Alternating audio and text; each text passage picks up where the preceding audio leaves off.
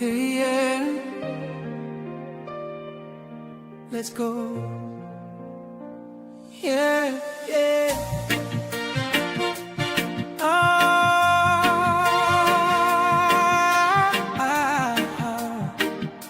Let's go now. When the night feels heavy and the stars seem dim, there's a spark of courage deep within. A hand to hold, a word that's kind, can lift a heart and ease a mind. Light the way with hope, let kindness grow in every step. Let the good vibes flow.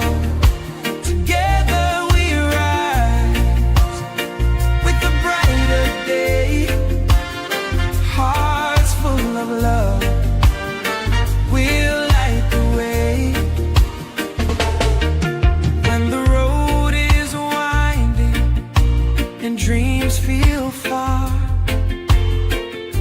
a simple smile can be our star. Plant a seed of joy, let it bloom. Turn a fleeting hope into a tune. Every soul's a light, every heart's a flame. No one's too small to change the game. With open hands, we'll face the dawn. Together we'll keep the fire on. Light the way with hope.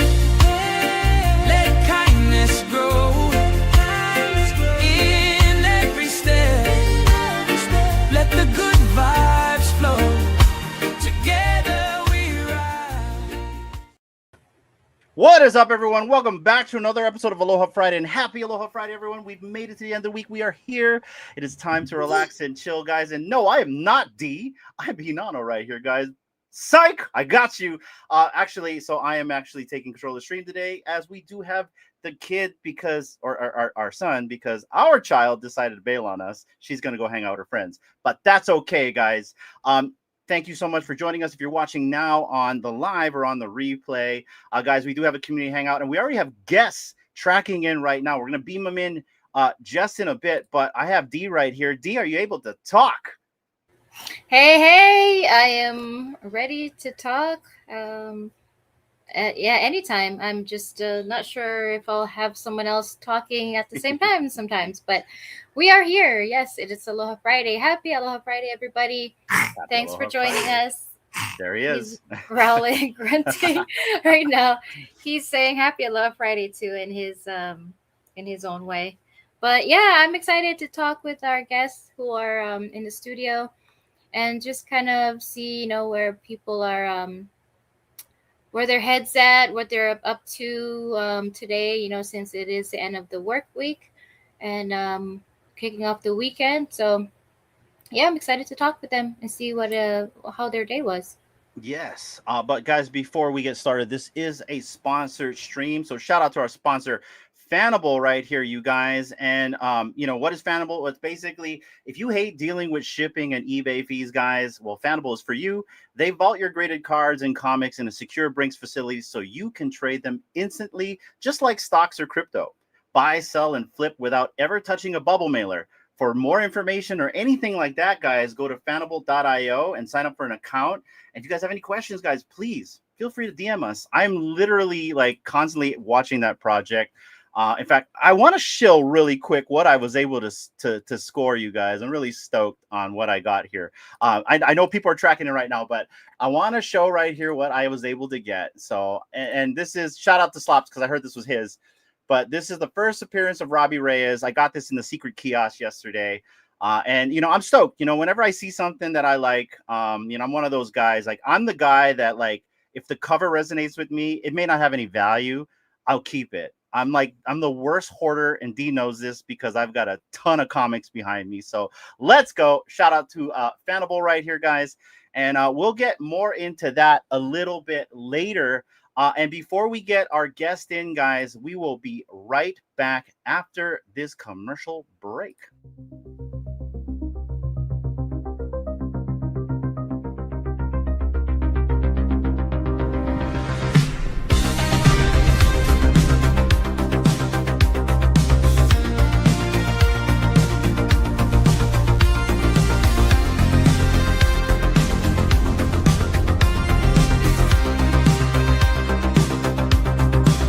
I was lost, stumbling in the dark, heart in pieces, torn apart. Felt so low, couldn't see the way, thought I'd never find the day. Broken down, but I'm not done. Picking up the pieces one by one, rising up. Stronger than before, I'm finding me, I'm something more.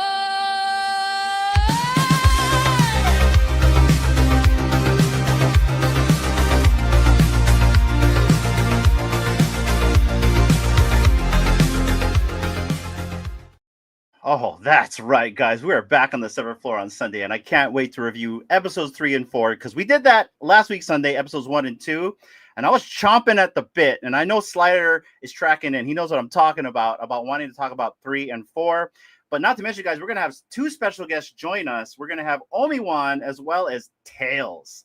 So I can't wait to get into it with these guys and really get into the nitty-gritty of the episode. If anybody's watching right now, we'd love for you to jump in, chat, and kind of give us your theories and your guys' experience on the season as a whole. I've been enjoying it, guys. Also, we're gonna have Video Shane, Slider, our girl and sister Shay Byron is coming back as well, and you never know, Christopher might pop up as well. You never know, as well as our infamous Meta Beast right there. And I hope I'm not forgetting anybody, D. And of course, obviously, the True Media team, as always. But I think I've done enough already with the ads. We'll be playing some more later on in the program. But let's get our guests in. They're tracking in right now. D, anything else before we get them in? No, just bring them in. I'm excited to talk with them. Let's go. All right, guys, let's get them in. Fire up the machine, full power. Thought I'd never find the day. Broken down, but I'm not done. Picking up the Massive spikes in the transport wave. The bloody thing's gonna rip itself apart. than before, I'm finding me. Stabilizing the beam now. Connection established. Incoming guests.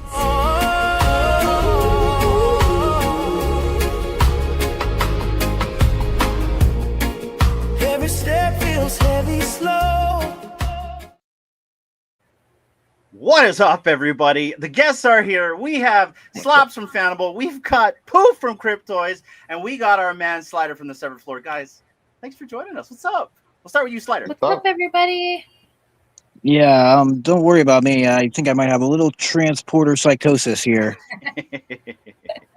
So yeah, I'm good, guys. He's had too much Mel Brooks beamings in here. If you guys watch Spaceballs, Poof, how are you doing, brother? I'm good. I'm just sharing out the stream right now. How you guys doing? I'm so excited to be here. I wanted to say the first intro. First off, the production all the production you guys do is so incredible. The first intro, it's like 9 degrees out and like blizzarding outside. So when I saw that, I was just like, oh, that is nice, and it really pulled me in for a second. So no, I'm excited to be here. This is awesome. And what a good panel. We got Slops and Slider to my left and right here. This is awesome. Yeah, man. No, I appreciate that. And just so you know, some of those scenes you saw are actual real places that exist in Hawaii. So I believe it. And over here, it's just a desolate winter wasteland. There's like coyotes outside my door and stuff. It's terrible. Coyotes. Nah, I'm sure there's something cool with that, and we'll touch into that a little bit after. But Slops, how you doing, my man? Howdy. Howdy. I'm doing good. I'm trying to stay warm in this cold weather. Well, I can see you got that Grogu over there to kind of keep you warm right there. Yeah. Let's go. Is that like your favorite character at Cryptoids? I am split between one of the Darth Vaders with the cracked helmet and Grogu. Mhm. Oh, yes. Good choice. Yeah. Yeah, I'm a big fan of series 1 and 3 as well. But you know, you gotta love that number, that rare. You know, the oh no, that's in series 2, right? Who's the one that looks like Will? Oh, Cool, right? Obi-Wan. Obi-Wan. Yeah, it's in That's it. series Only 2, one. yeah. Like it's the 5 and hair 2. though, right? Poof. It's like Yeah. you know, there's only a few Looks just people like with him. hair that you can remember here. It's Fro, right? You know, you got David, and then you also got Will with the you know with the hair, right? So it's like, Wavy locks. yes, exactly, Yeah. right. It just makes me a little bit jelly, but that's okay. Dee, how are you, the lovely wife? Oh, I'm fine. I'm good. I'm just really excited to and happy that we have Poof on. We got Slider. We got Slobs. It's the SPS in the lineup here. But yeah, I was thinking, Slobs, that you could insert yourself and be like in the blister pack, you know, inside That's one a of good those. idea. That would be totally cool, and call it the one of one. That would be awesome. My Jeff character in him, yeah, dude. Yeah, yeah, that I would be love cool that. to customize your own. Maybe Yeah, in have the a future. we need a sloppy Cryptoy, man. Like I'm gonna petition that right now. So but anyways, guys, it's really cool to have you on here. Like I said, we normally do kind of like a community hangout once in a while. We just kind of talk about random things right here. And so let me just kind of go across the board and kind of see how your guys' day is going, and I'll kind of start the conversation. I've had a really busy week, and for some reason D, the backup, wants to enter the studio. Is that like a fake person right there? I mean, do we have a little bit of a identity crisis here, D? Someone keeps coming in. But anyways, Slider, how's your week, man? Anything interesting happen with you? No, it's been pretty normal. Yeah, just busy. Got done doing the Oz show with Get to the Comics. That was fun. We just did the reading and everything. But yeah, man, it's just been, been a little crazy going around doing some shopping for Christmas and just, yeah, that whole thing going to Walmart is crazy. Target. I mean, it's so busy now around me where I live, in Florida, and everybody's moved down here, and it's just it's crazy. It's just so much traffic now, and yeah, so I gotta fight that. Yeah, it feels like a little city now, like a kind of bigger city, but like I said, it used to be like very rural around here, and yeah, now it's not anymore because like Tampa, the suburbs and stuff have like pushed into where I'm at, so it's pretty busy, but yeah, no, kind of normal. Yeah, we just kind of came off of Thanksgiving, and that's something also I kind of want to ask is like how you guys Thanksgiving was, and what I noticed about, and you guys are probably similar, right? Like they're promoting like say Halloween in August, right? And then they're promoting Christmas during Halloween, and so like out of nowhere overnight, like everything went up, right? Like lights went up. I don't know when my neighbor have time to put lights. I can barely put lights. I'm one of those guys, Poof, where I grab the projector ones and I just aim it at the house and I'm done, But like somehow all of my neighbors, and I don't know when they do it because like they're so intricate, their houses look great. We're the only house, right? We're not only the raisin house because my mom lives with me, and I wouldn't want to get candy from this house, but also we're the only house that has the beam. That's it. So, but yeah, that's kind of our thing. But I noticed like everyone's holiday, like everyone literally puts up a tree and all that, like just the next day. Our Thanksgiving was really good. Dee cooked a really good turkey, and I'm one of those guys that really would love Thanksgiving every day. Like I'm a Thanksgiving guy, and like I love white turkey over the brown meat. Sure you And would. the drier the better. I don't know why. It's just the strangest thing. But and I don't know if you guys are in the same boat, and maybe you guys can answer me. It's like cranberry sauce. It's got to be in the can. It's got to have high fructose corn syrup in it. It's got to be either like jelly, like an ocean spray. No, You don't like? Are you more of a Two thumbs gravy down. gravy Two guy? thumbs Are you a down. gravy Yeah, person? gravy, mashed potatoes, everything else is fine. That stuff looks like it came from like an alien planet or something. I don't want to touch that stuff. Nope. Same here. with the gravy. Controversial, but I don't like gravy or cranberries. oh, what? Oh, so Okay. what do you have any like sauce that you put on your Nah, stuff? I'm not or- I'll have barbecue sauce. That's about it.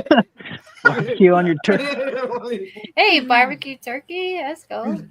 You know, I've never had barbecue turkey before. That is an interesting notion right there, Slops. So Slops, like, kind of give us your take on, what did you have for Thanksgiving? We'll kind of go down the line. I'm pretty sure we're bland, other than we add fish to our menu. But like, Slops, kind of tell us what you had. We have, so a normal Thanksgiving is mashed potatoes, turkey with stuffing, green beans and bacon, Okay. and I can't think of everything, but we do have cranberry sauce and gravy, but I don't eat it. We have ice cream Jello. I have a question, Which- Sloppy. Heard. I have a question. I- Is it just full strips of bacon with full strips No, of it's green like bean, like bacon tied bites. together? Oh, okay. It's bacon I got bites. Bacon. That's a good question, Poof. That's a I was really good imagining, question. like, like just a little stick with like green bean and You bacon. bite That'd be the bean, amazing. you bite the bacon. It's wrapped like a pig's in a blanket, right? Oh, that would be even better. That would be so Oh, good. bacon. Not for my heart though, but it would be good. I think all of our hearts, brother. You said there's Jello ice cream. Jello ice cream. I know, I slipped that in there. What is that? Island folk now. We don't get Jello ice cream down here. Is it So homemade? yeah, my mom started making it. She got the recipe from one of my grandparents, and it's basically Jello, normal Jello. But once you do the Jello recipe and all that, you add in a scoop of ice cream and you mix it in. You let it melt, and then you put it in the refrigerator, and it freezes it. And and it usually we layer it. So there's like, you got the green Jello, red, yellow, orange, and you have all those different flavors of Jello. I So love yeah. I'd try it. That's- I'll try it. That sounds Yeah. fantastic, D. Did you take down notes? I'll ask you for the recipe after. Yeah, I wouldn't mind trying that. I am down. All right. Poof. In the household of Poof, the manor of Poof. What is Thanksgiving, man? Oh man, I have a big family. I have 4 brothers and sisters total. So I'm the 5th. So a lot and lots of cousins and stuff. So there's just like everything you can think of that comes with a traditional Thanksgiving. But I'm so glad that you asked, because I have this right here. This is pumpkin bread with chocolate chips in it, and I keep it next to my computer during the day because like this is my mom makes this. I'm gonna show her this clip after. I'm gonna tell her she's YouTube famous. But this Go, Mom. chocolate chips and pumpkin bread, it is so delicious. This is probably like the only special unique thing that I could say we add to Thanksgiving, but like melts in your mouth, nice cup of milk with it. It's like the best thing ever. It's really good. I love how he clutches it right here. Do you show that also in your meetings? You're like, yo, guys, check this out. It's like a pillow. Right? It's so good. It's so good, honestly. Got to keep it close. I have a roommate. I can't put it in the kitchen because I can't have him it'll eating be the whole gone. thing. It'll Yeah, be gone. exactly. My friends yeah. are like trying to buy some off my mom. I'm like, guys, chill out. Like, I'll have them. We'll make some for you. You don't have to buy them. They are really good though. They are really Well, good. I got to question you about roommates because, man, I remember when I had a roommate, I used to play all kinds of tricks on him. But we're going to come back to you on that one. Slider, Sure. What is the household manna slider right there? What do you guys have on Thanksgiving? Yeah, we've got turkey, mashed potatoes. We do stuffing, and it's my mom's homemade stuffing recipe. It's like the best thing. Like that's the only thing I would ever eat for Thanksgiving, and she makes it with like the she does like the breadcrumbs. She like does her own thing. She gets the pack, but then she like puts in like little slices of Italian sausage like mixed in with the stuffing. Yeah, it's great. Yeah. Yeah, and then we have the cranberry sauce, which I'm not a big fan of it, so I don't really eat that. Yeah. We do like green beans. Yeah, like sweet potato. Yeah, just that kind of stuff. So that's pretty much it. And then like pie, we'll either have like apple pie, um, or like pumpkin pie. Those are pretty much both. I'm not a huge pie person, but like I'll eat apple pie with some whipped cream on it and stuff. So yeah, that's pretty much it. Nice. Yeah. So we Nice. kind of have similar things. D pretty much cooks everything, and we all watch. So shout out to D because yeah, I mean I'm a baker. I don't really cook, so I'm the guy that bakes the pies and the cakes around here. I don't really like to advertise that I bake, and one of the things that I like to bake that I didn't bake this year was a key lime pie. So I don't even know why I'm bringing it up, but Oh, Yeah. yeah. Good. I do make a really good key lime pie, and I will Banana only cream use pie. Nelly Joe's key lime juice unless I can get real key limes to make the pie. I won't use any other substitute but Nelly Joe's. But what I do that's a little bit different is I use like coconut cream. I add bananas, I add almonds onto it and all that, and then I put like coconut flakes on it to kind of have like that little coconut, just to kind of have like that sweet and sour type of feel, right? And I kind of like put a little bit of a balance between the condensed milk and as well as the key lime juice, so it's not so tart. So Okay. Yeah, I yeah, like that. Yeah, we got we have world famous key lime pies down here in Florida, so that is one I like. But I'd probably like yours because I'm not a big fan of like it being like too tart like that. I don't, I yeah, like it more mild. So yeah. No, Yeah, I'm you'll with you on enjoy that. this. I'm underexposed to coconut in my life. I have a sibling who is allergic to coconut, so in our household we like Oh, never had coconut. So I've Mm. maybe had it like maybe once in my life, and I don't even know if I remember it. So am I oh my missing a lot? gosh, Is coconut you amazing? are okay. So check this out, right? Haupia is coconut, right? And so we have this thing called a haupia pancake, where it's just coconut pudding drizzled on it with butter. Oh my gosh, Booth! Like It's always been you, like a bad thing for me. I've been like, oh, coconut, no, because I've just been raised as like, don't give Yeah. it to my brother. yeah. Well, I mean, don't eat it in front of him, but like Yeah, it's to die for, guys. Like yeah, it's melt in your mouth type of pancakes, and the pancakes here, like it overlaps the pan here in Hawaii. Either you're gonna get like a tiny piece of toast or a pancake that's overlapping the pan, and it's like three nice. stacks on top of that with a mound of haupia pudding on the top. You don't need anything else, just that haupia pudding right there. It is insane. If you don't believe me, ask D. Drizzle a little bit of mac nuts on top of it. Ah, delicious. Sounds good. Yeah, it does sound So, good. yeah. Yeah, this this year we were fortunate to get a lot of dessert because I had gone back to the farmers market, and the Wednesday before Thanksgiving, Thursday, is like the busiest day out of the whole year.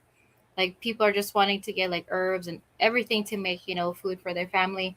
And so at the end of the market, the lady next to our stand, she makes desserts and cookies and breads and stuff. So my mother-in-law, she had ordered and bought two sweet potato coconut pies. So we had two pies set.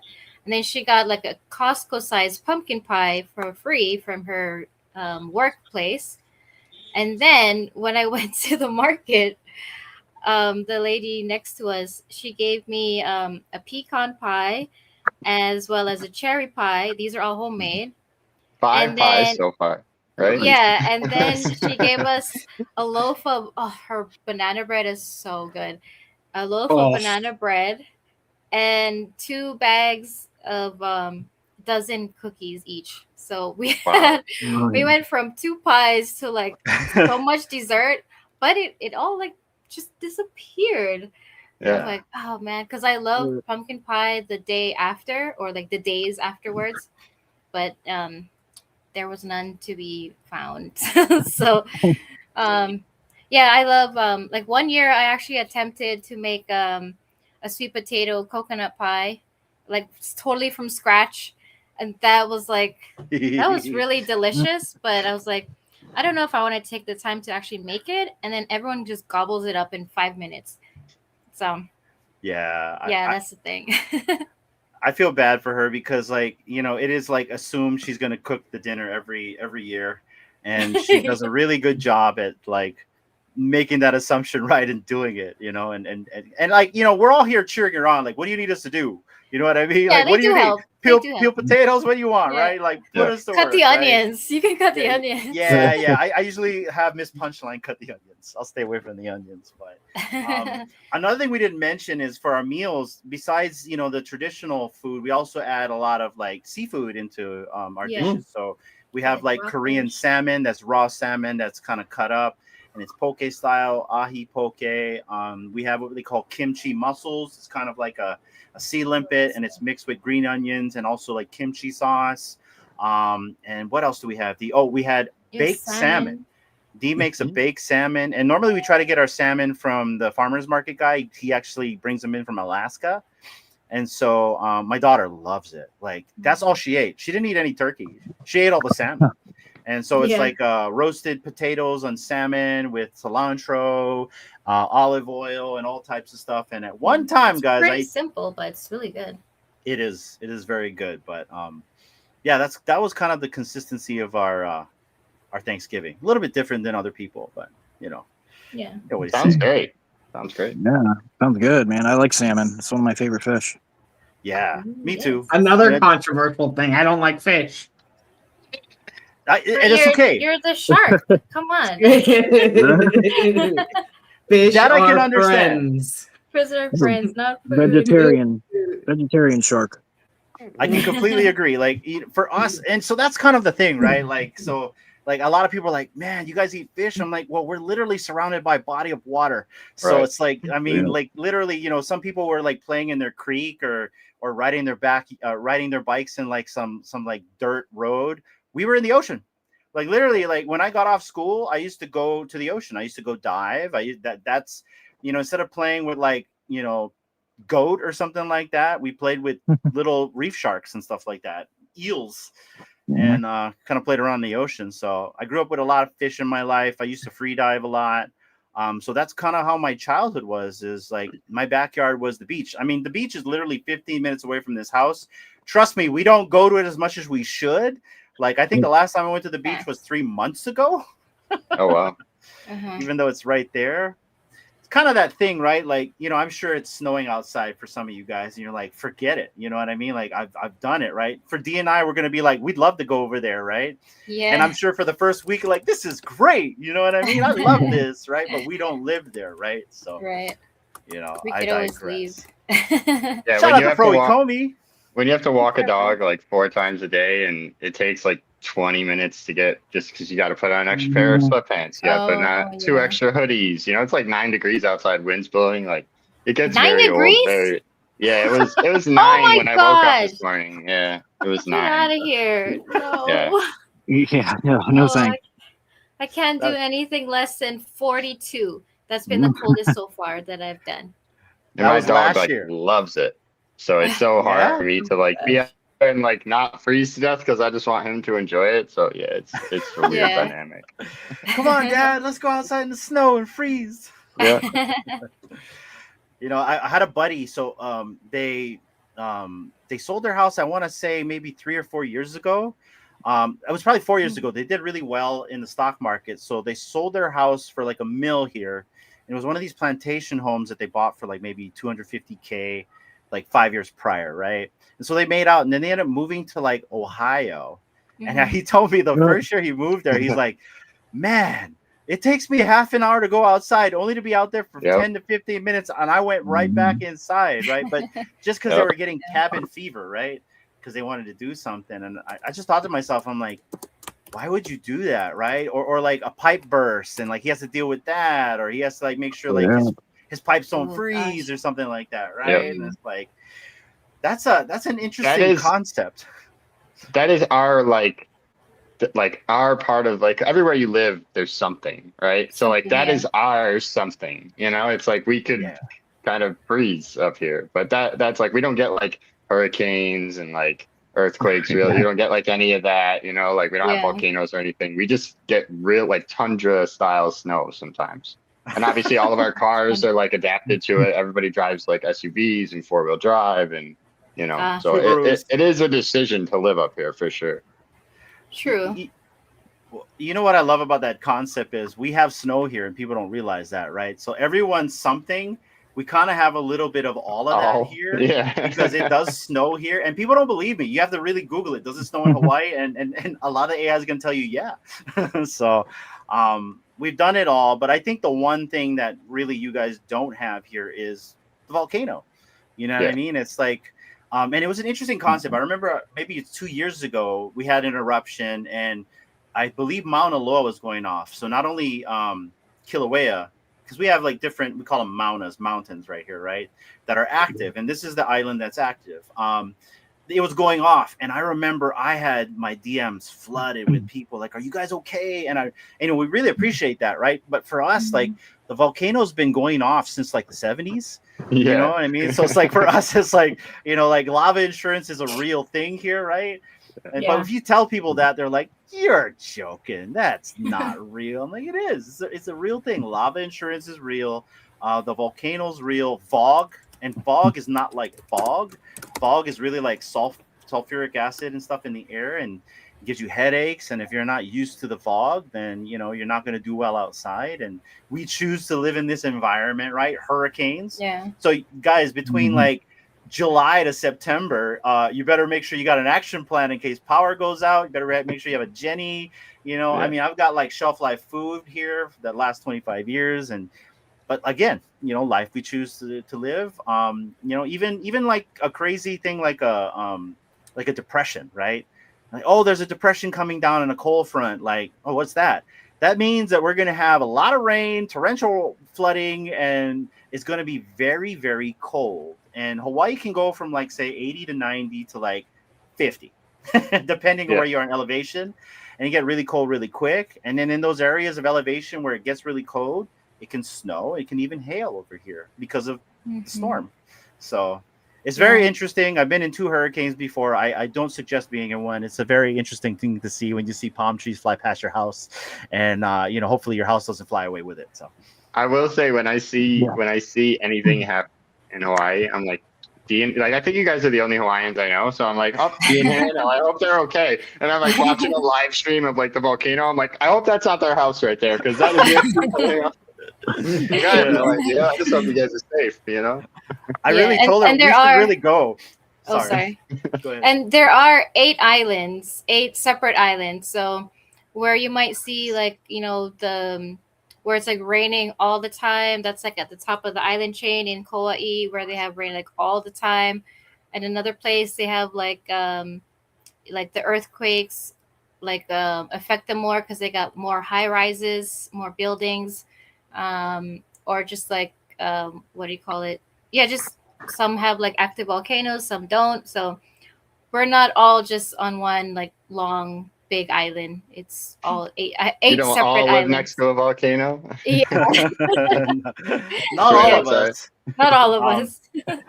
But certain homes here, they do live near the volcano or where the runoff is projected to go, or if they're like, like if there's a flow underneath their house, people actually build their houses where they know there's like a tube underneath them. It's probably like, I don't want to say feet, but like in between feet and miles, that's how deep it is under there for some of these homes. And like I remember when the geothermal plant went under, like it literally collapsed into the ground because the whole cavity opened up. I think this is when a lot of Puna got hit really bad. And like lava flows was going into people's homes, and it was very interesting. I'm in communications, right? So I remember they dispatched like every single public utility and private company that go out there to try to help the people. And so I had to climb poles, and I didn't climb poles since I was like a very young lad that could actually get limber and do these things, right? But so that was tough. I think we spent 2 weeks out there just jerry rigging stuff just to get communications. There was the National Guard out there because there was looting involved, because when stuff like this happens, there's some precarious actors out there. But what was really cool about that, from what I saw from my perspective, is a lot of the community came together to help each other and their fellow neighbors. And so that was really cool. We did fundraisers, drives. There was a concert where we donated food. That was just recently too, right, Dee? It was like maybe 5 or 6 years ago that happened. So another catastrophe. So when Dee met me back in like the 06 days, we were the party house. So we used to party every weekend, Saturday, Sundays, go to D and Hinano's because they'd have a party. Plus, we were probably the only house that, because people either lived with their mom or dad, or they had roommates, and we were the only one that had our own place. And so we were party central. And I remember when the hurricane hit, like the entire town got hit with no power. And I remember a tree got smashed down and it blocked our driveway. But we were supposed to throw a party that night. Well, so funny about our party goers, right? They all parked outside of the highway and they hiked it into our house. And we had people sleeping in the garage with their sleeping, with their, sleeping bags. And we had a huge hurricane party. And, we fired up the generator and we fired up the hibachi. We would start cooking steaks.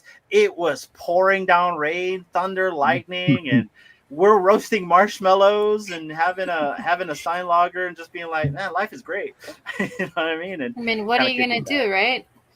Yeah, You can just sit in your house and just not do anything, or you could be out with your friends in the garage just having a good time with each other. Yeah, we got that down here too in Florida. Hurricane parties. Yeah, I've been to a few of them.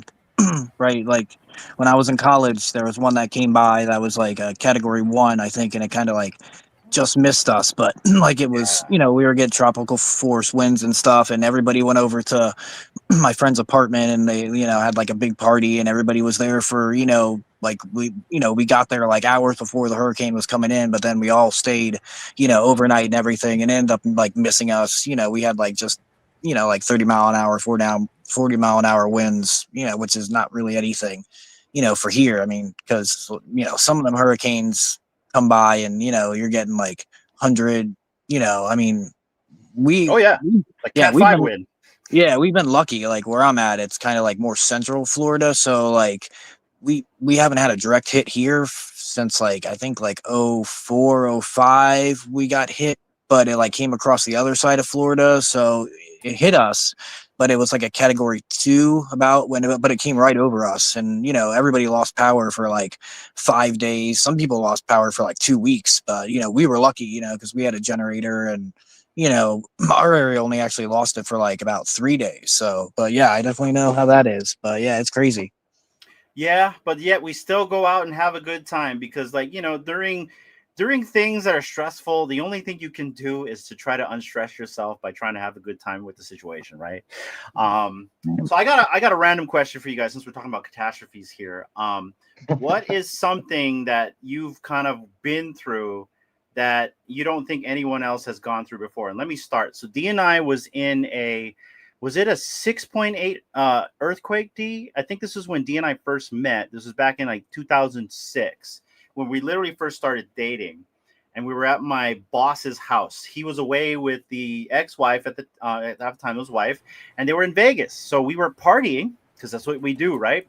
No hurricanes or nothing. We're just throwing a party because he had an open house, and it wasn't my house, and I didn't have to clean.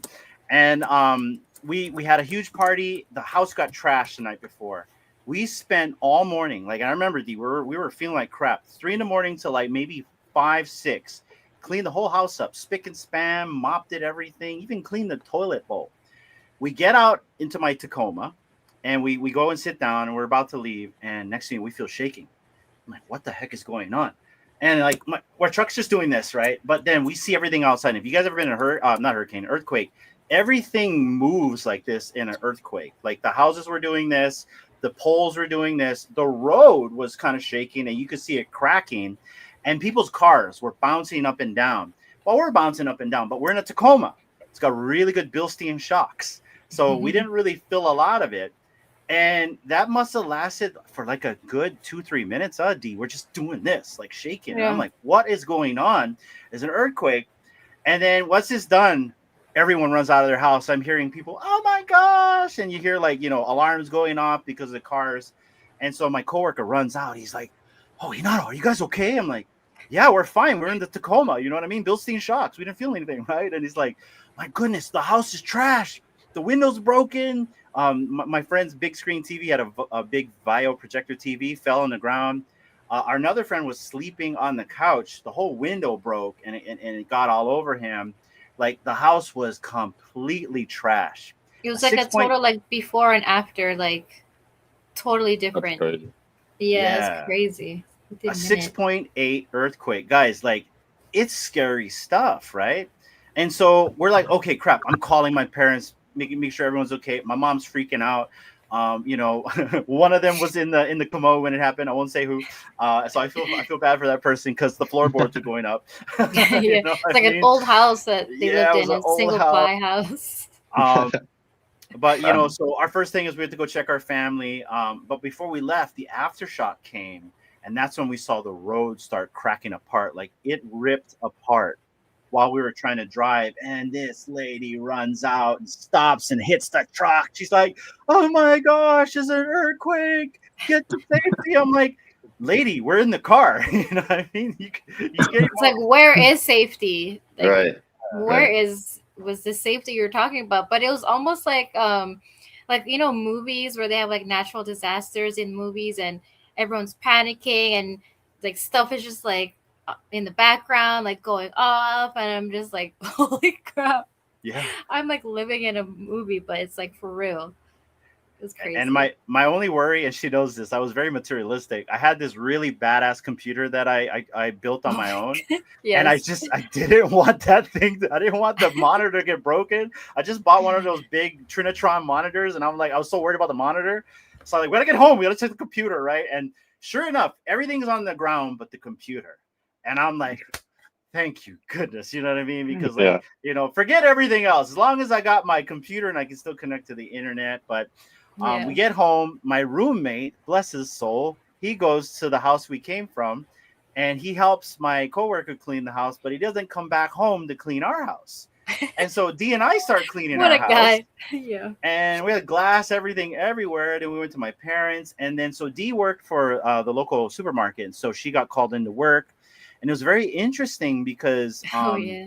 the way that they had to do this was all manual. You had to line up by the door. Everyone's all freaked out because they want to get water Mhm. and batteries and everything Yeah. really We had quick. to escort people like in groups at a time, and then like we met in like the emergency evacuation area, had like a game plan. Like certain employees would go with like a certain amount of customers and go through like certain aisles, because they were also trying to like clean up the aisles as well. So it's like whatever the customer needed, we tried to like go there like as a like a few people at a time, get what you needed here, and then like escort them to the register. And okay, when you have to deal with like checking people out and the payment system is down, you have to do everything freaking manual, and I'm like, oh my Yeah. god.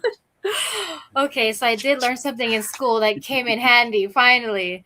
Yeah, so just dealing with that, and you know, just trying to calm people down because there were still like aftershocks even while we were doing that. But I mean, you Yeah. know, you never know when it's gonna happen.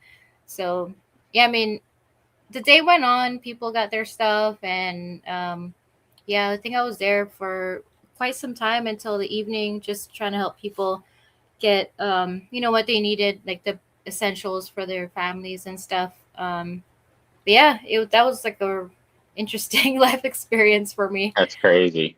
And Yeah. then I got called out because a tidal wave, it hit the shores after, right? Because of the earthquake.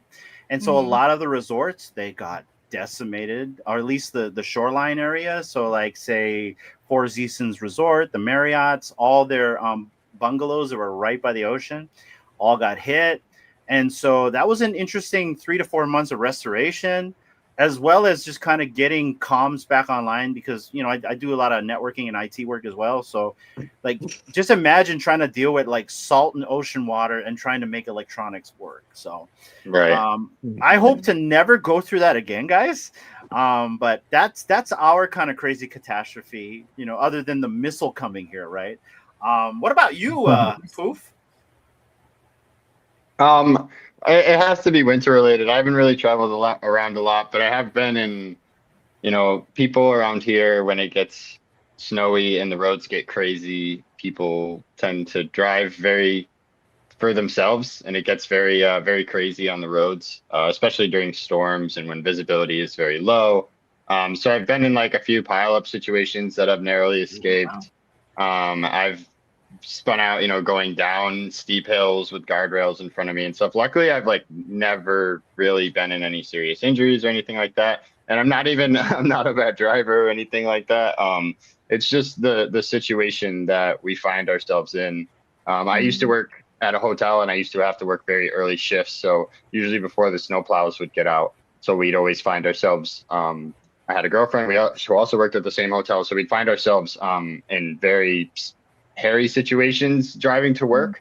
And one time specifically, if you'd like a story, we were driving down a pretty popular highway here and visibility was just extremely low. And I'm always one who's like, we shouldn't even be on the roads, like it's like going to work right now is not worth our lives type of thing. And she was always the one who's like, we're going to work. It's like, yeah, okay, we're going to work, right? So you can barely see in front of us. And then like, are those lights, like down the corner? And then obviously you just see the cop car and the ambulance and it's in the lane we're in and it's very, very right in front of us. Wow. And on those roads, I don't know how many of you have experience driving in like slushy or snowy roads. Trying to turn fast does not work. Like your tires just go like this and then they continue to move that way. So obviously I try, and obviously tapping the brake doesn't work as well because that just starts to spin you out. So you have to do this funny dance of like gas brake as you're trying to turn. Side story, first time I ever drove in the snow was like 12, driving my dad home from the bar. It's like a blizzard. He's like, just feather the gas. He's like screaming at me, feather the gas, hit the brake, right? So I learned very early, but like, yeah, it's like a nice touch, right? And I don't know how, like I in my mind, it was like you said, like movie style, like I could have reached out of my driver window as I was sliding sideways and touched the corner of the ambulance that was sitting right there. That was like open with someone in there. But we caught my front right tire, caught someone in this lane on my right-hand side. And like, I guess the tires connecting just like pulled my car like next to his. You know what I mean? Like it just zipped me around and then he like spun off this way and it flipped me around the ambulance and around the cop car. So like instead of sliding right into them, we like caught him and then he like released us and we spun around and just sat there for like 5 minutes just in complete shock and paranoia and everything. But yeah, that's probably my craziest story. That's incredible. Like that happened that way and you're like barely missed it like by the skin of your ass kind of thing. That's I'm like I have my arms over here like trying to protect her because we're about to smash this ambulance. And then we just like, it felt like someone grabbed the back of the car and just yanked us, because we went, and like our body pulled this way. And then he just pulled off and it released us on the other side. Yeah, it was so wild. It was definitely a crazy experience. That is wild. Wow. Oh, I've been in a car crash before, so I know what it feels like to get hit in a yanked, car. Yeah. It's like if you don't have that seatbelt on tight, man. You're gone. Yeah, definitely. Yeah, you're hitting something. What about you? I'm glad you're here. Yes, exactly. So I guess mine's more of a funny one because I'm from Houston. We get hit with hurricanes all the time. And what people don't tell you is even though Houston gets hit, I was living in East Texas at the time. In fact, the same city I'm living in now. I actually moved farther away, and then came back to it to work here. From college to work. I was in college at the time when Hurricane Harvey hit Houston. I was in a town called Nacogdoches, which is in East Texas. And I was just like, I was a stupid college kid. We had our city turns into a river anytime it rains. And I was like, what if I get an inner tube, a hurricane drink, and I just float down the river? And I just, I need to find some, but there's social media posts about a kid floating around in an inner tube going down the highway.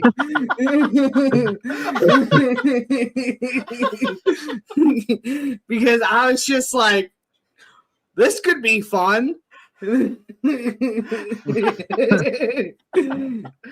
went viral. That's Yeah, hilarious. I went viral in our town. I'm gonna go look It for was that. a great idea at the time. I thought it was a wonderful idea. I had a blast. I would never change it. It was just, it was Yeah. never dangerous, but I did get pulled over by the cops in an inner tube because they're just like, you can't be doing this. And I'm like, why not? Sir, do you know why I pulled you over? Do I need a Casually license for this drinking inner his drink. No, why? Oh, okay. All right. I do have a very ridiculous one. I'll go again one more time after, but damn slops.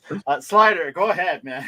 Okay, wow, yeah. I mean, you could fit in around my area because after hurricanes and stuff and crazy rain, we got people that like hook up their like wakeboards to the back of trucks and go Same here, through bro.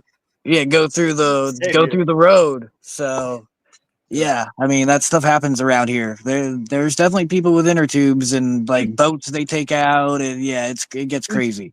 Yeah. So yeah, but mine's actually away from Florida. Like I've been through the hurricanes and stuff, but this was actually I was in college and it was I think it was spring break or maybe it was summer break. I can't remember, but I was going to pick up my best friend up in Greenville, South Carolina, which I actually moved up there later on after college. But I was just going up there to pick him up. He had family down here in Florida, so I was going to go up there, hang out for a little while. Then we were coming back down to Florida, and I had borrowed my parents like a big like conversion van, and yeah, I made it up there.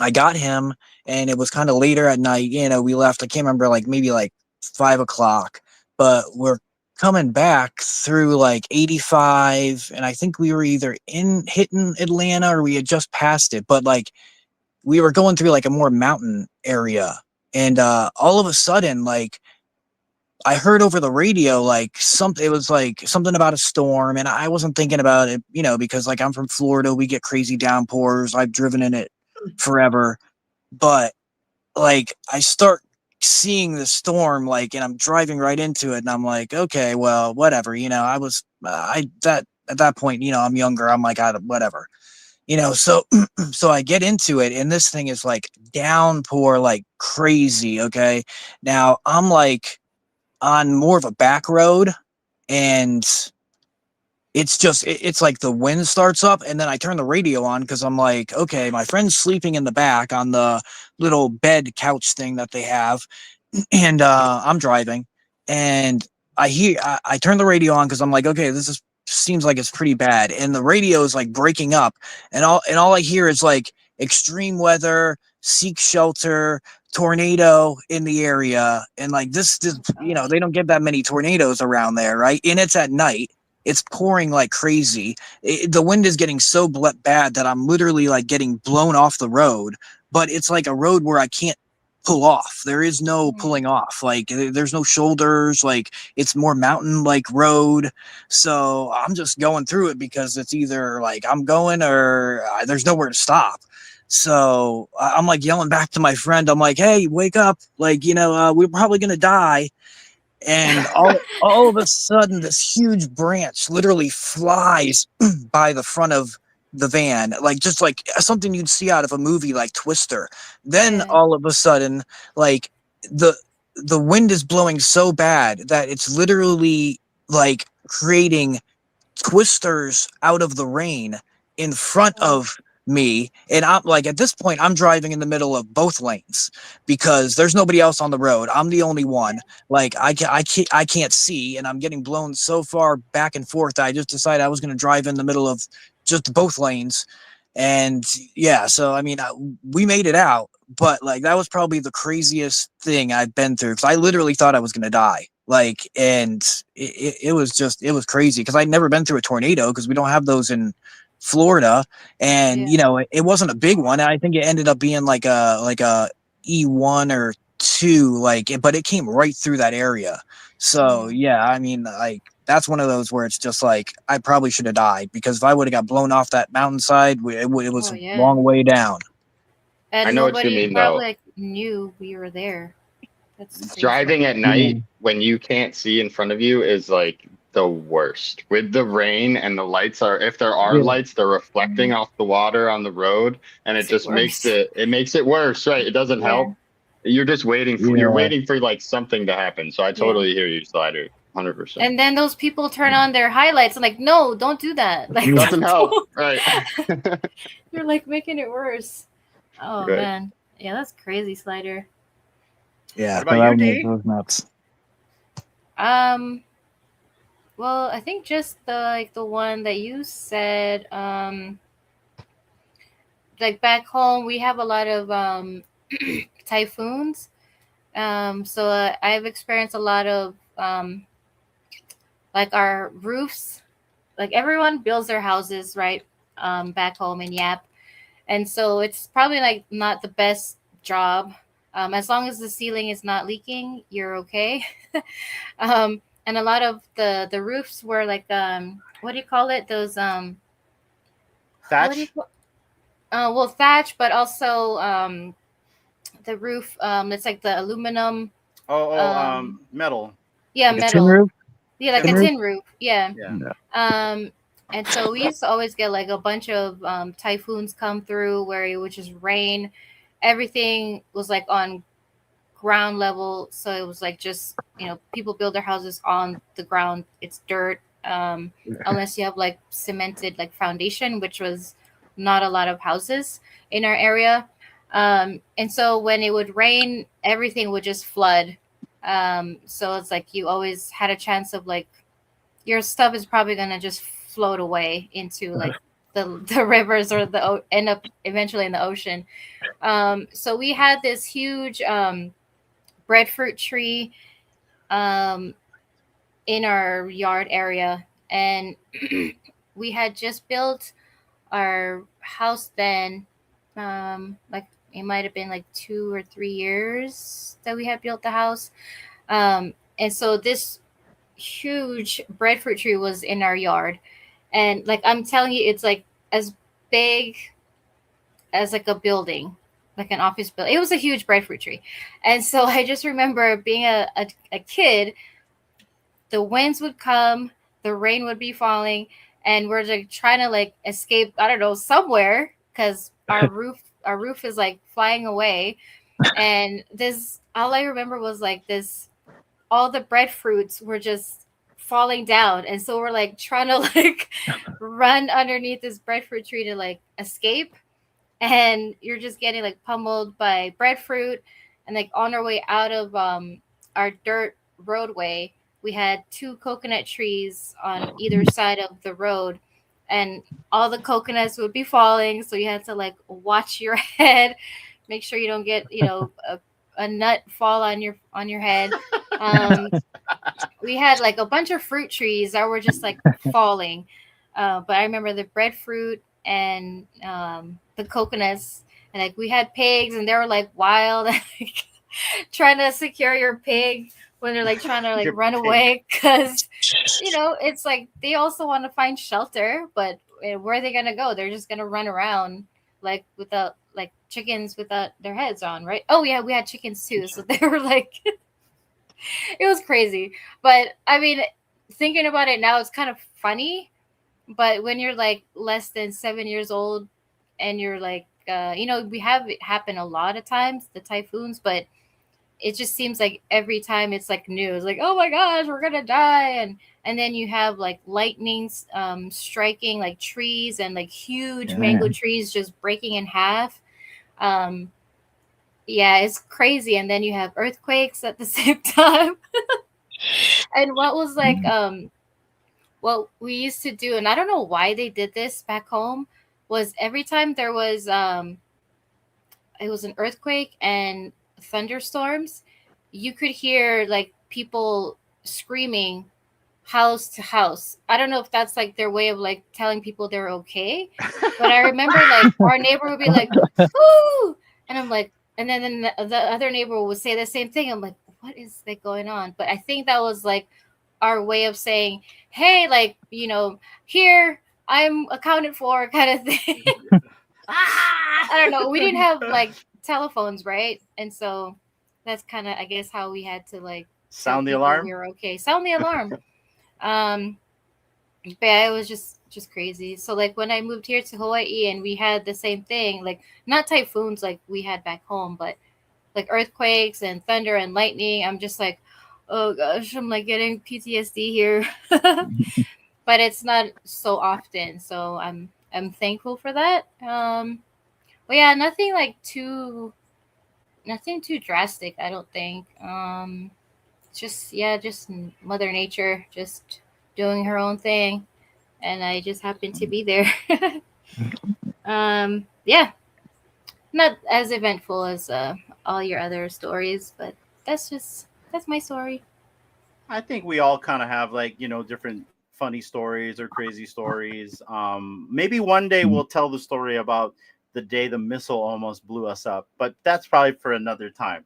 But I do have one last story, and then I've got these random questions I want to ask you guys. These questions are like hilariously random. But before I do that, my last kind of like off the wall crazy story, kind of like a sloppy moment, is the day I sank a car into the ocean.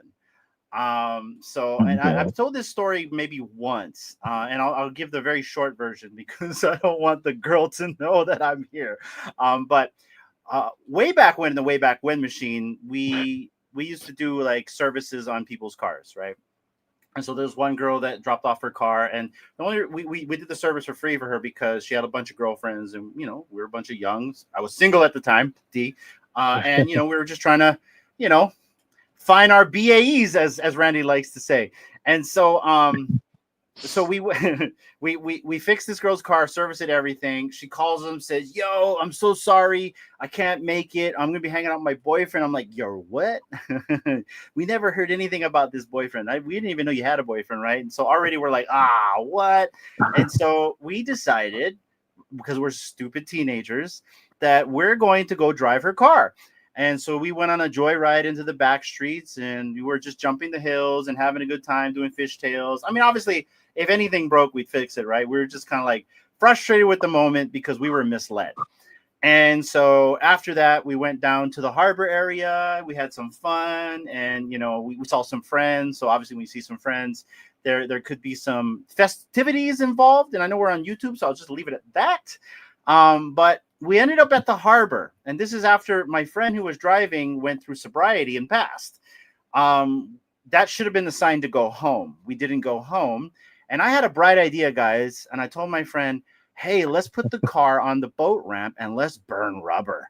And so, like stupid kids, that's a great idea. We reversed this thing right on the boat ramp, right? It's rear wheel drive. It's a Toyota Corolla with those little flip lights. I think it was like a 1985 or an 86.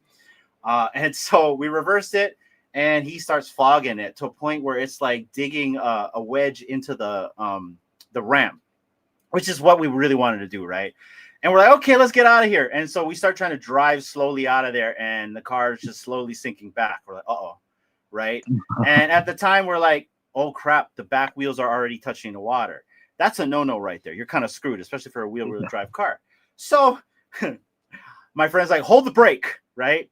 And so we're all trying to do this little song and dance while I'm trying to go into the driver's seat to hold the brake while he tries to go out. And we had like rope, right? And he's trying to tie the car to a rock on the side and trying to tie it to the wheels so the car doesn't like drift back, right? At the time, guys, that's when the Matrix phone. You guys remember the movie Matrix, right? They had like cool Nokia gold phone, like flip. Yeah. I owned one, guys. I paid $1,500 for that phone. Whoa. And I had it in the car, and I had it on top of the dash. It fell down, and I was more worried about that phone than that stupid car. I went to go grab it, and I accidentally slipped off the brake, and I hit the gas. And guess what happened to that car? And all I cared about was that phone. I'm in the car, and water's going in. By the way, if you've ever experienced water going into a car, yeah, I did. I mean, both windows open, and I'm just like holding the phone up, just like, do not get wet, please, And my friend's like, "What'd you do?" And I'm like trying to swim out. I'm like with my phone. It's like, And the phone's wet already, right? The phone's done. And I swam out of the car, and the car's already floating in the ocean. He's like, "You're stupid," and he's going in there. And by the way, the engine's still running. You hear, and the lights start doing this because it's flip lights, right? And it's a Toyota motor, so it'll last for a while, right? It kept running and running, and so my friend's like trying to tie the car, at least with the rope and everything. Well, it untied on the rock part when he tied it, and the car sunk. And it finally died, and we slowly saw the lights give out because the battery. And we're both like sitting on the ramp, and we slowly see this car sinking. And there's people behind us, by the way. We had an audience that we didn't realize was there, and it's all the people that are hanging out at the harbor. They're like, "Yo, guys, you just sunk a car." Yeah, no kidding. There was no social media right? except MySpace.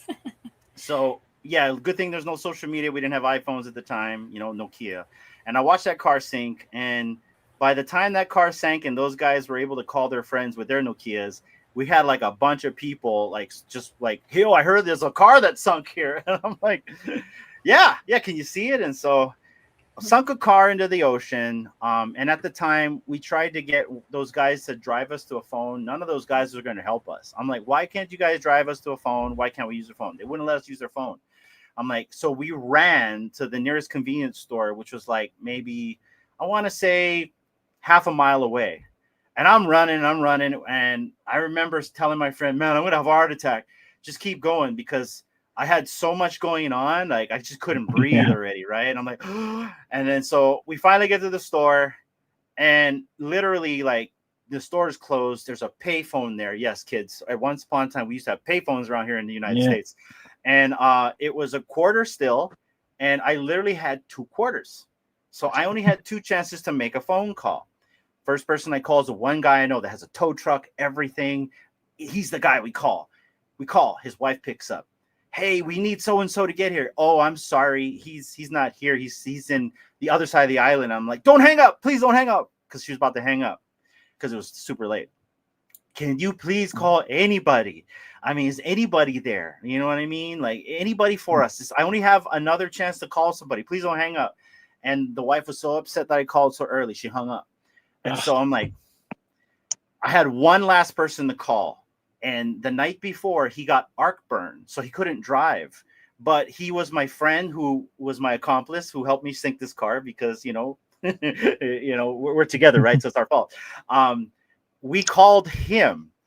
And he didn't pick up, but his mom picked up. And we said, "Auntie, can you please wake up so-and-so, please?" "Oh, but he's got arc burn. He's not feeling good." "I know. It's an emergency. Could you just get him on the phone, please? I promise you, it's a big emergency where we can't hang up. Please, Auntie, please get him on the phone." And he was so mad. He's like, "What's your guys' problem, man? I can't see." I'm like, "Yo, we just sunk what's-her-face's car in the ocean." He's like, "What?" And I'm like, "Yeah." He starts laughing. He's like, "So what, you need my help?" I'm like, "Yeah, we need you to get what's-his-face's truck, and you need to come down here with a tow strap." He's like, "You guys are "I can't stupid." drive." I'm like, "Nah, man, you want to come down here." That's how ridiculous it is. And he drove down there half blind. Luckily, he didn't hit That's something a on good the friend. way down. He was a great friend. And by then there's everybody down there, and we have our masks. He brought the masks and everything because I used to free dive. And both my friend and I are down there. We're tying the tow strap, and everyone's like watching. And we towed this car out of the water, man. And it's so hilarious because everything like you would see in a movie happens. Just whoosh, water comes out of that car. It's like Flounder came out, right? And there must be 20 people watching us pull this car out. And so, like, we pull the car out. It's there. It's out. What do we do, right? Because the girl's coming to pick up the car the next day. Well, in Hawaii, like our cousins, if we're raised with them so close, we call them brother and sister. So my cousin, aka my sister, because we were raised brother and sister, she lived about 10 minutes away. And I'm like, we got to take it to my sister's house. So we get to my sister's house, and I know she was going to be upset because it was like 3 a.m, and I got to wake her up, and she's going to be pissed. And so I'm like knocking on the window, and sure enough, her mom comes to the window and not her. I'm like, oh, "Hey, Auntie." "Oh, Hinata, why are you knocking on the window?"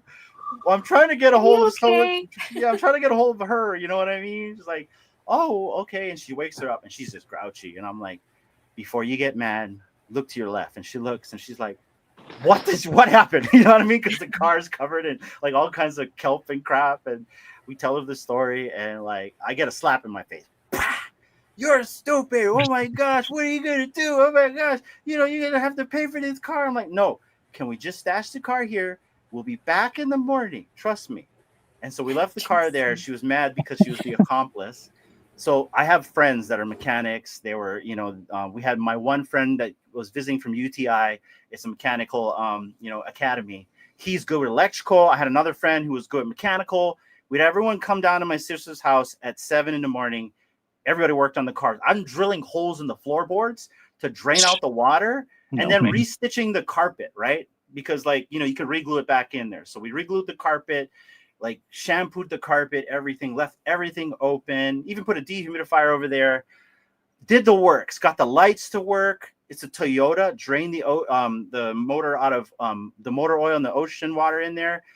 The Toyota started right up, guys. Brand new spark plugs, brand new wires. It's like we did a total service on the car. We even washed the engine compartment, did everything. Car starts. We're happy. Yes. The only problem is the car smells like a wet dog because it's still wet inside. And so luckily the town we live in was dumping rain. So we're like, okay, we'll just pretend like we left the windows open.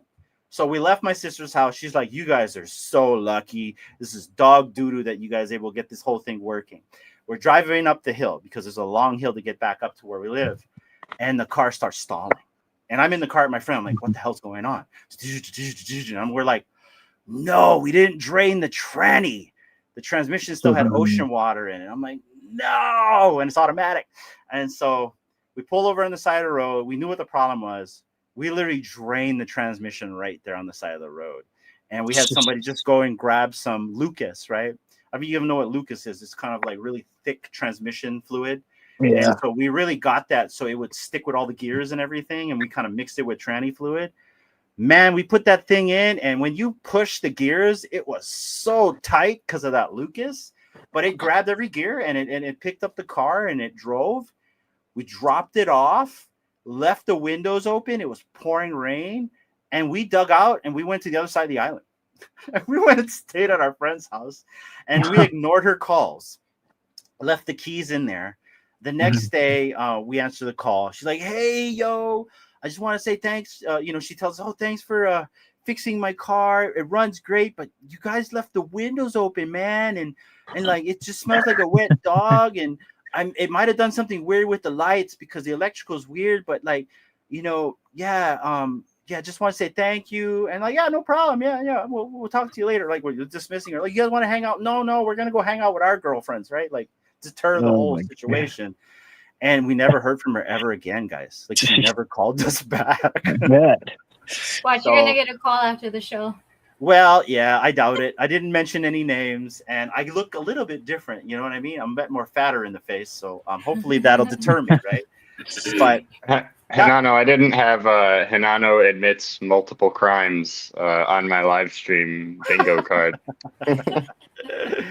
It wasn't a crime unless it was reported. It was more of like a fun night that may have happened because there's no names. This was all theoretical story, right? Hypothetically. Right. That's absolutely theoryland. I've told this story before online, so you know what I mean. I've told this story.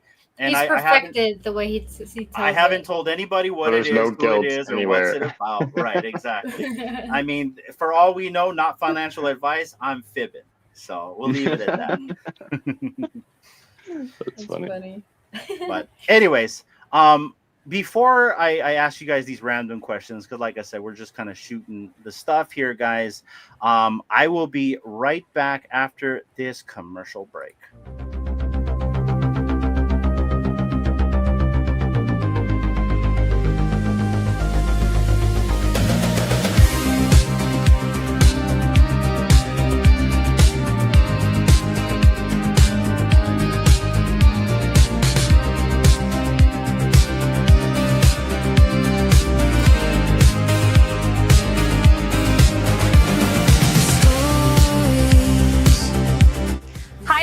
It's Trudy, and welcome to our fan club. a new hybrid show dedicated to FANABLE. Fills the heart. The memories, the toys, the comics, the movies. Pure joy, pure feelings, pure fandoms. Welcome to the fan club.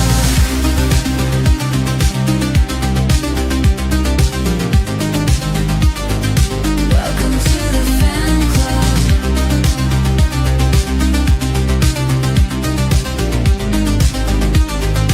Welcome to the fan club.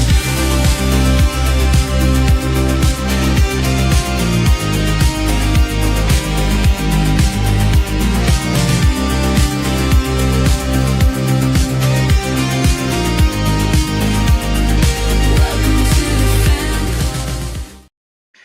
That's right, guys. That is the fan club. And I mentioned that because that is a hybrid show that we do for FANABLE on virtual radio. But we're also going to be having a special episode next week, Friday, on Aloha Friday, where we're going to run the fan club. Because, guys, we are going to have one of FANABLE's biggest whales on the show. And I'm just going to break on who it is. We're going to be interviewing Zoso on the program next week, Friday. And I'm super stoked to talk with this gentleman because it's my understanding he's new to collecting, but he's one of the biggest collectors on FANABLE. And Slops, I've told you a bunch of times that he holds a bunch of books that I wish I could buy from him. Yeah. Good luck. We're super stoked to have them on, guys. And we have a sneak peek on what the stage is going to look like for the fan club. And that's what it's going to look like right here, guys. And we do have, oh, shoot, hold on. Let me get rid of that here. That's not it. So this right here is an actual video of Waipio Valley right here. And that's real fog and real sunlight right here. And, you know, we actually have friends that they rent out their homes on the caldera or you know, the cliffside as an Airbnb right here. So this is the view you guys would see Beautiful. from that specific Airbnb. So guys, that's what we're going to be having right there. A little sneak peek of next week. And that's pretty much it. And Dee, anything else that you want to add to that? Yeah, come by next week and you know, check out what his story is and his collecting journey. It'll be our first time talking with him as well, so yeah, it's gonna be a great episode. Of course, our neighbor wants to cut the freaking lawn. Come on, it's like 4:00. No, he's not cutting the lawn. No. So What we is he live doing? next to a bunch of a Filipino family. I love them because they're super cool, but like they love to work on their cars and Oh, they've it's got like ATV. 4-wheelers and all types of stuff. So Yeah. that was just an ATV that passed by. Oh, Yeah. it's probably like a gift, early Christmas gift for one of the kids, maybe. Yeah, and I love our neighbors because if they make a ton of noise, I can do the same. Right. So Yes, the wee hours of the night. in the wee hours of the night. But guys, are you guys ready for some random crazy questions right here? Ready? Is this bingo? Right. This is bingo. I'm gonna go to you, Pooh, first because I think this is a great Sweet. question for you. It's What's ready. the most unhinged hill you're willing to die on? Example, like say pineapples belonging on pizza or socks Yeah. and sandals. I can go. I'm ready to just fall out with this one and just this will just be the end. Like I've peaked with this comment right here, and it's all downhill from here. But I'm willing to stand next to ketchup on pizza. Like I've always had ketchup on pizza. I didn't know it was really a weird thing until I met more people, and then kind of existed. When I went to New York City for New York Comic Con with Steph and Professor Sass and those people, and I put ketchup on pizza, they looked at me like I was from another planet. So that's where I really kind of learned that it was strange because I didn't know. So that's something that I'm willing to stand on, and that's the hill I'll die on. Is that ketchup on pizza is actually delicious.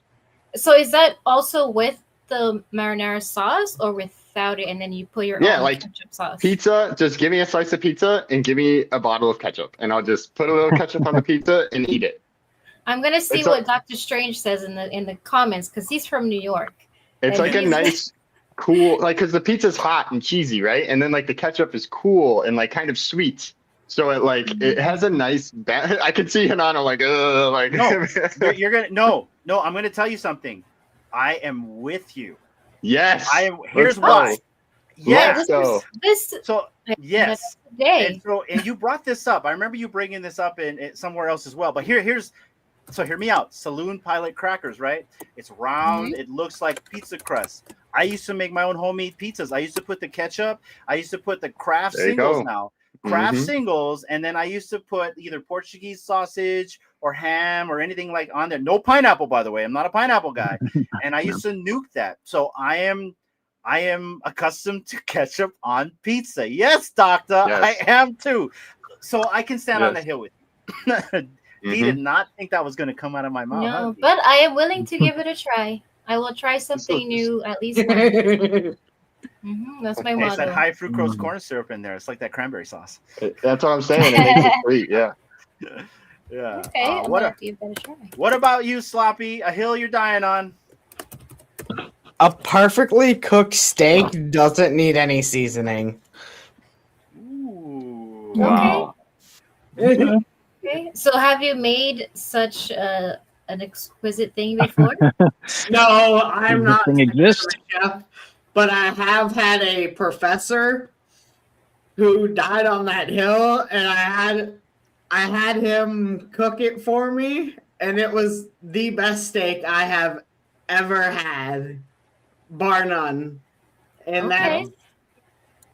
nothing comes close to it. And I was just like, I watched him cook it. I brought him the steak, so I watched it all. So- 'Cause I And didn't believe him. I was like, "There's no way this man can do anything without seasoning." He's like, "Get me a really good marbled steak and call it a day." So is he also from Texas? Yes, he's from Texas. He's Okay, a see- diehard Texan. See, this is what I found out about people from Texas. They are so good on the grill, barbecuing, all that stuff. It's like the people that I met from Texas, I can say that about them. So I believe you, especially with this professor. Maybe he had it down to a science. He actually went to school for animal science, and he minored in cooking. Huh. Well, there you go. That's a combo. Yeah. Yeah, that is. He said he wanted to learn how to cook the perfect steak, and he realized it needed no seasoning. Wow. Well, that is. I want to try believe you. that. I believe you. We have a friend, rest in love. I mean, he can literally cook a steak probably on like a hot hood or something like that and make it taste good. Like that's how good. And he was from Texas. He talked like this all the time, and he's one of my good friends from back in the day. And Love him. He would yeah. hold his cigarette and his beer in one hand as he's like yeah, grilling. I'm like, dude. yeah, really. Like you gotta like it rare, medium rare, well done. What you gotta like? He dog it, He was a good dude. Yeah. Slider, what the hell you dying on? Okay, since we're going with a ketchup theme for most of this, ketchup on eggs. Yes. Let's go. Yes. Yeah, I'm with you. we eat that here. Yep. I'm with Yeah, I you. know a lot of people don't like it, but I don't know. I like ketchup on eggs, and I don't do Tabasco sauce, so that's kind of my thing. We can't be friends. Right? See, that's what I'm saying. It's only ketchup. That's it. You know what's so funny about the ketchup argument? I have a friend that puts ketchup on everything. He puts it on sushi, and he's one of those guys. And I don't know if Poof and Slider, you're the same, but like he'll keep packets of ketchup in a Ziploc bag in his glove box that he's gotten acquired from like Chick-fil-A's and Burger King's. And so what's so funny is I tell him you're a collector of packets, because if you go inside of his glove box, you'll see like a Taco Bell, Burger King, McDonald's, anywhere you can get ketchup, he's got it. You know what I mean? I do that too. Keep them in my pocket in case I need them. That ASAP. can be a dangerous thing, though, Poof. Yeah. No, I'm not like a huge ketchup person. Like fries, like I put on my hamburger, but I don't know. I think I got it from my dad, because my dad's like, he puts ketchup on everything. Like my mom freaks out because she'll be like, "Why are you putting ketchup on this and that?" And like, I mean, like he puts ketchup in his chili. Like he loves ketchup. So yeah, like I think that's kind of where I got it from. But I actually liked it on my eggs. So yeah. Yeah. All right, D, what about you? bat for one. Try bat. And then I don't know if it's weird. Okay, so like for pickles, if you've eaten pickles out of a jar, for me, I like to dip it in soy sauce. You know? Not Dip salty it in enough. soy, right? And then eat it.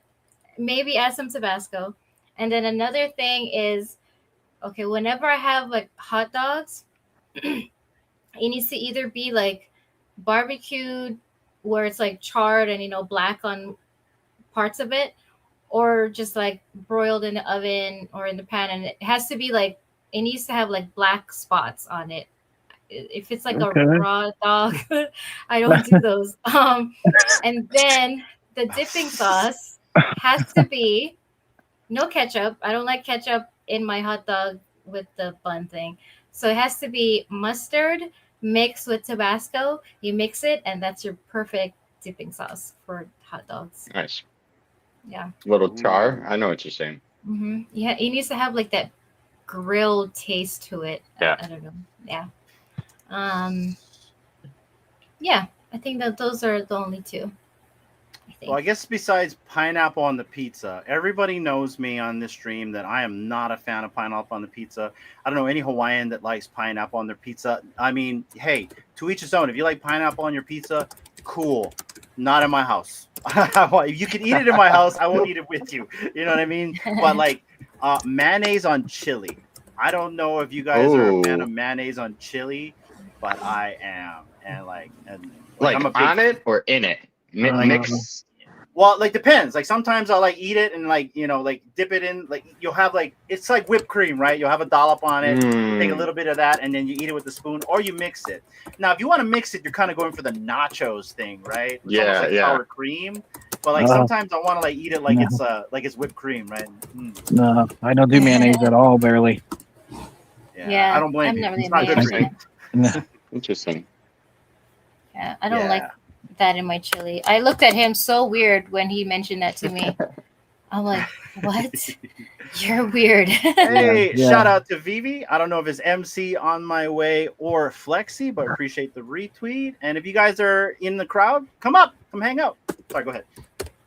No, my mom would literally kill you, Hanano, because she makes like she makes like great chili. Like she's won like chili cooking contests and stuff. I mean, it's like really good stuff. So if you put mayonnaise in that, like you wouldn't hear the end of it. I completely get it. And that's why, like, if I'm in someone's household and I want to eat it with mayonnaise, I'll have it as a side dish and I won't mix it because I know mixing it is going to make them upset because, like, you got to taste it a certain way that maybe they make it, right? Like, a good example is D. I got to tell you, D makes really good chili. It's like the one thing that we make here that disappears within the hour to the hour and a half after she presents it. Doesn't matter if it's hot or cold. People want to eat it because Dee makes it very hearty, and she puts all types of sauces, Italian sausages, different types of meats in there, bacon at times, right? All these different types of beans. And we do like walking tacos too, where we'll take like the Dorito bags, we'll cut it, and then we'll just put like the chili in there, and then you get like a walking taco in like your Dorito bag or something like that.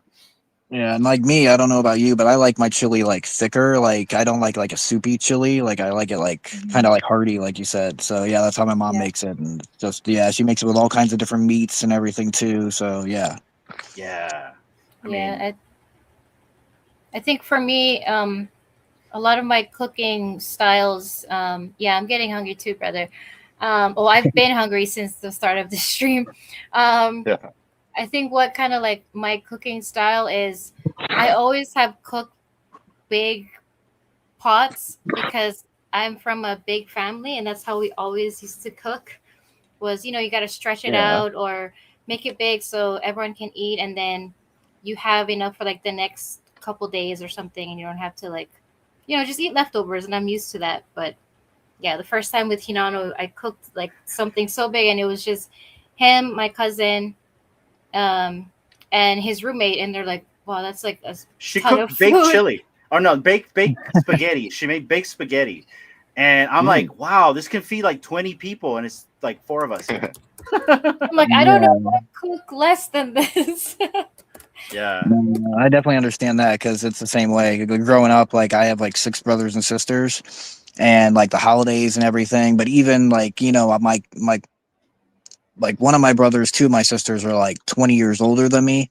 The other ones are a little closer, so like they were around when I was growing up. But I had like cousins, all kinds. My uncle lived next door to my parents because they both moved down to Florida at the same time and retired, and got houses next to each other. So like they would come over. So our house was like where everybody ate and everything. So it was the same kind of thing. And my mom still like she, like last year, it was just like me, my parents, my wife, and then my daughter, and we went over there. But my mom's like, because I do the shopping for him and stuff. And she was like, you need to get me a 28-pound turkey or bigger. And I'm like, a 28-pound turkey? This is crazy. I'm like, what? That could probably feed 20 people. I was like, there's only 6 of us. And so I ended up getting like a 27-pounder. And yeah, we had like leftovers for like a week. So yeah, I know how it is. But it's All good right. though. So go ahead. Oh no, go ahead, D. No, I was saying I understand that type of cooking, so you don't have to do it constantly, and it feeds a lot of people. You never know who's gonna stop by for dinner, and it just seems like for the chili, you gotta take your own bowl right away. Otherwise, you may not have a chance to enjoy parts of it. Yeah, put your name on your Tupperware too, or else if there's no name, it's free for all. Like literally. In the house here. Yeah. Yes. And even then, sometimes putting your name on it doesn't help because it gets thrown in the trash. Like it's like expired, even though I just bought it that day. Oh, I thought it was expired. I'm like, I literally bought it an hour ago. Did you not look at the date? Did you not realize that it was not even opened? So, That's funny because then there's stuff next to it that's been there for like a week. I'm like, wait, why wasn't this one thrown out? But it's like the new thing, right? Yeah. But anyways, we digress. Next question. I'm going to hit you on this one, Poof, right here. Here's a fun one. If your pet could talk for 24 hours, Oh boy, what secret of yours would they immediately spill? Uh-oh. That I take naps during the day. Ah, nice. Nothing's wrong with taking a nap. Recharge. Yeah, Everybody needs to recharge. take naps. Yeah. Okay. All right.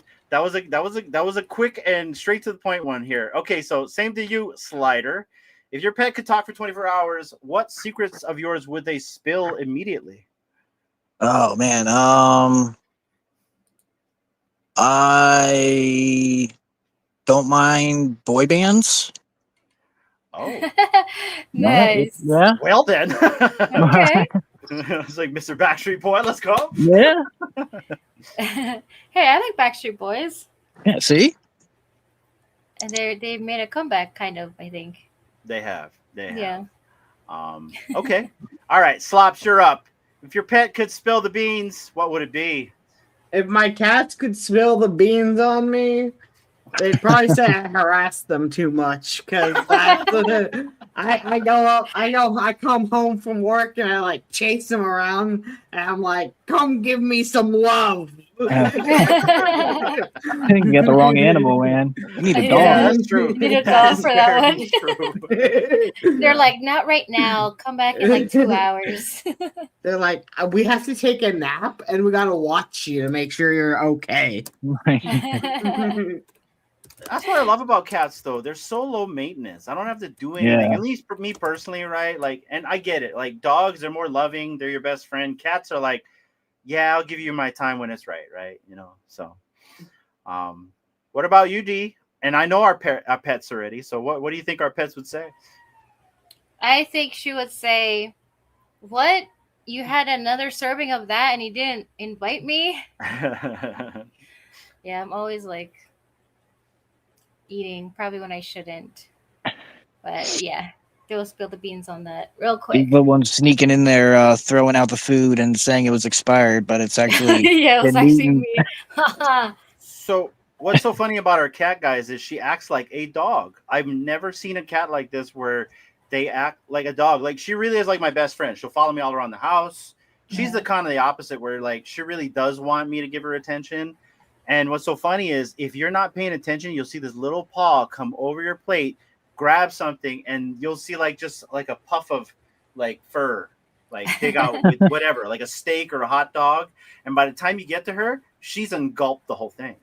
Like that's what she is. But if she could like spill the beans on me, she would probably tell you guys I listen to Mariah Carey's Christmas songs during Christmas. So yeah, I'm pretty big. Like everyone asks, like, oh, what do you listen to? What is your Christmas vibe like? I'm like, honestly, I'm into like Mariah Carey. See, there you go. Come on, buddy. Tell us what the beans are. Spill it. Here he is. Aww. Yeah. He's like, my dad didn't tell you everything. There's more. Read my mind.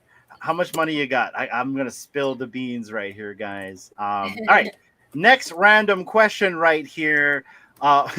What's the dumbest way you've ever injured yourself that you still lie about? Poof.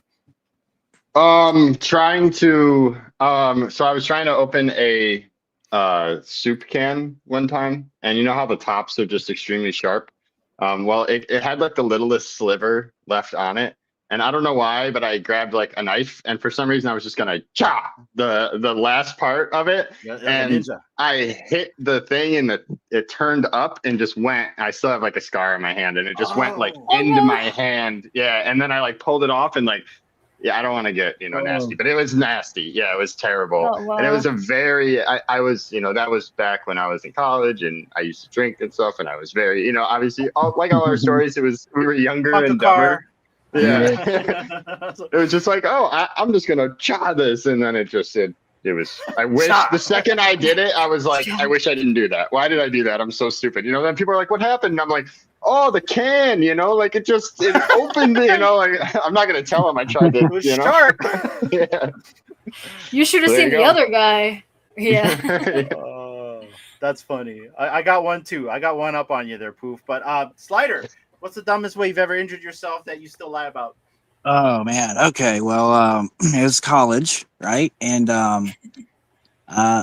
we were all drinking, and I'm kind of one of the ones that, I'm like more laid back, and stuff. But when I drink, I get like just crazy. And yeah, I decided that it was a good idea to run from the party and through a neighborhood. Okay. And I was like literally running through the neighborhood with my shirt off, jumping over fences in people's backyards, and I smashed my shin into like a rod or something, and I don't even really remember it all that much.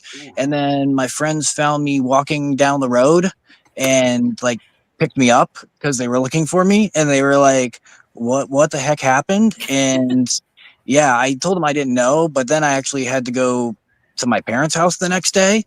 And they were like, why is your shin all split open? Like, because it was pretty big gash. I still have the scar. And I'm like, oh, yeah, I was playing paintball with my cousin, and we were in the woods, and I ran into a tree stump. So, yeah. yeah, that's it. Oh, man. Oh, my goodness. That's a good one. Yeah. That's a good one.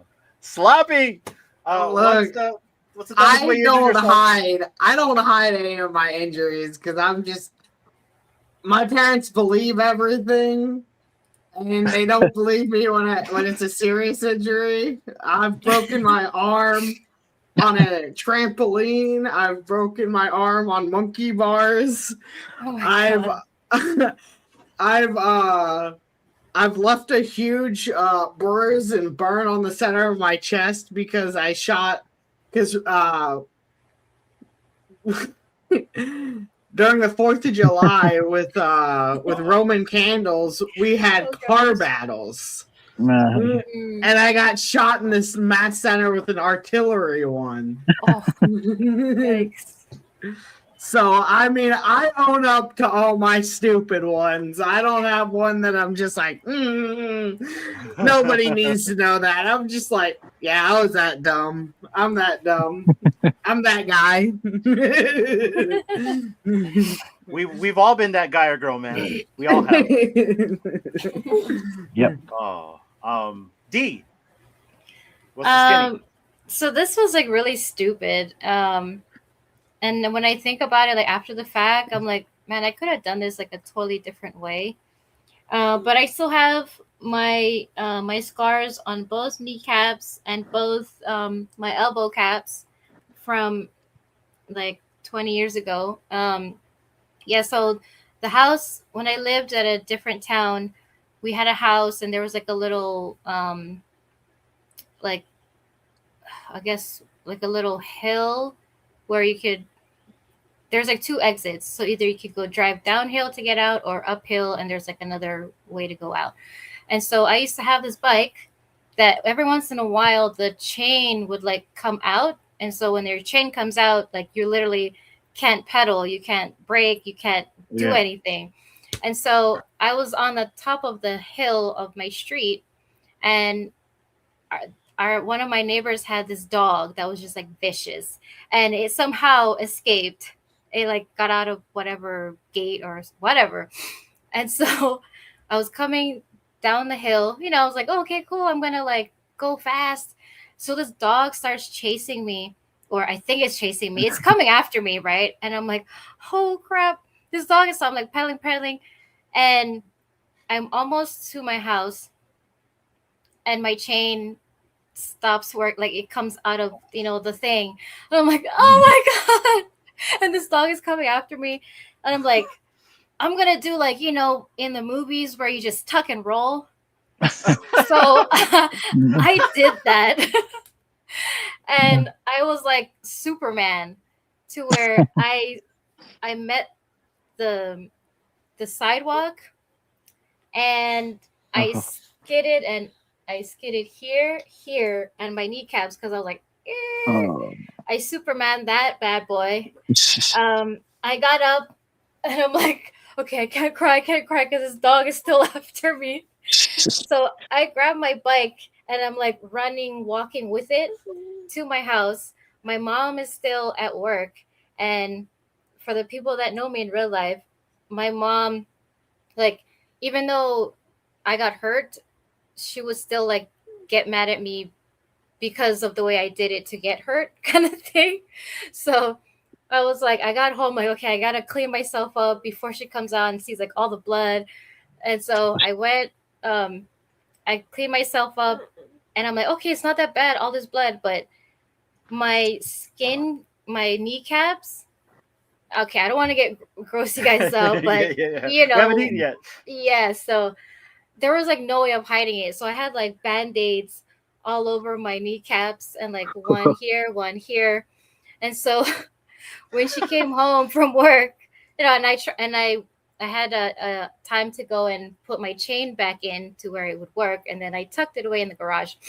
And so she came home, she's like talking, asking me about my day, and then she looks at it, and she's like, what is that? And I'm like, oh no, here it comes. Yeah. And so I told her the story. She's like, you're so stupid. Like, why did you do that?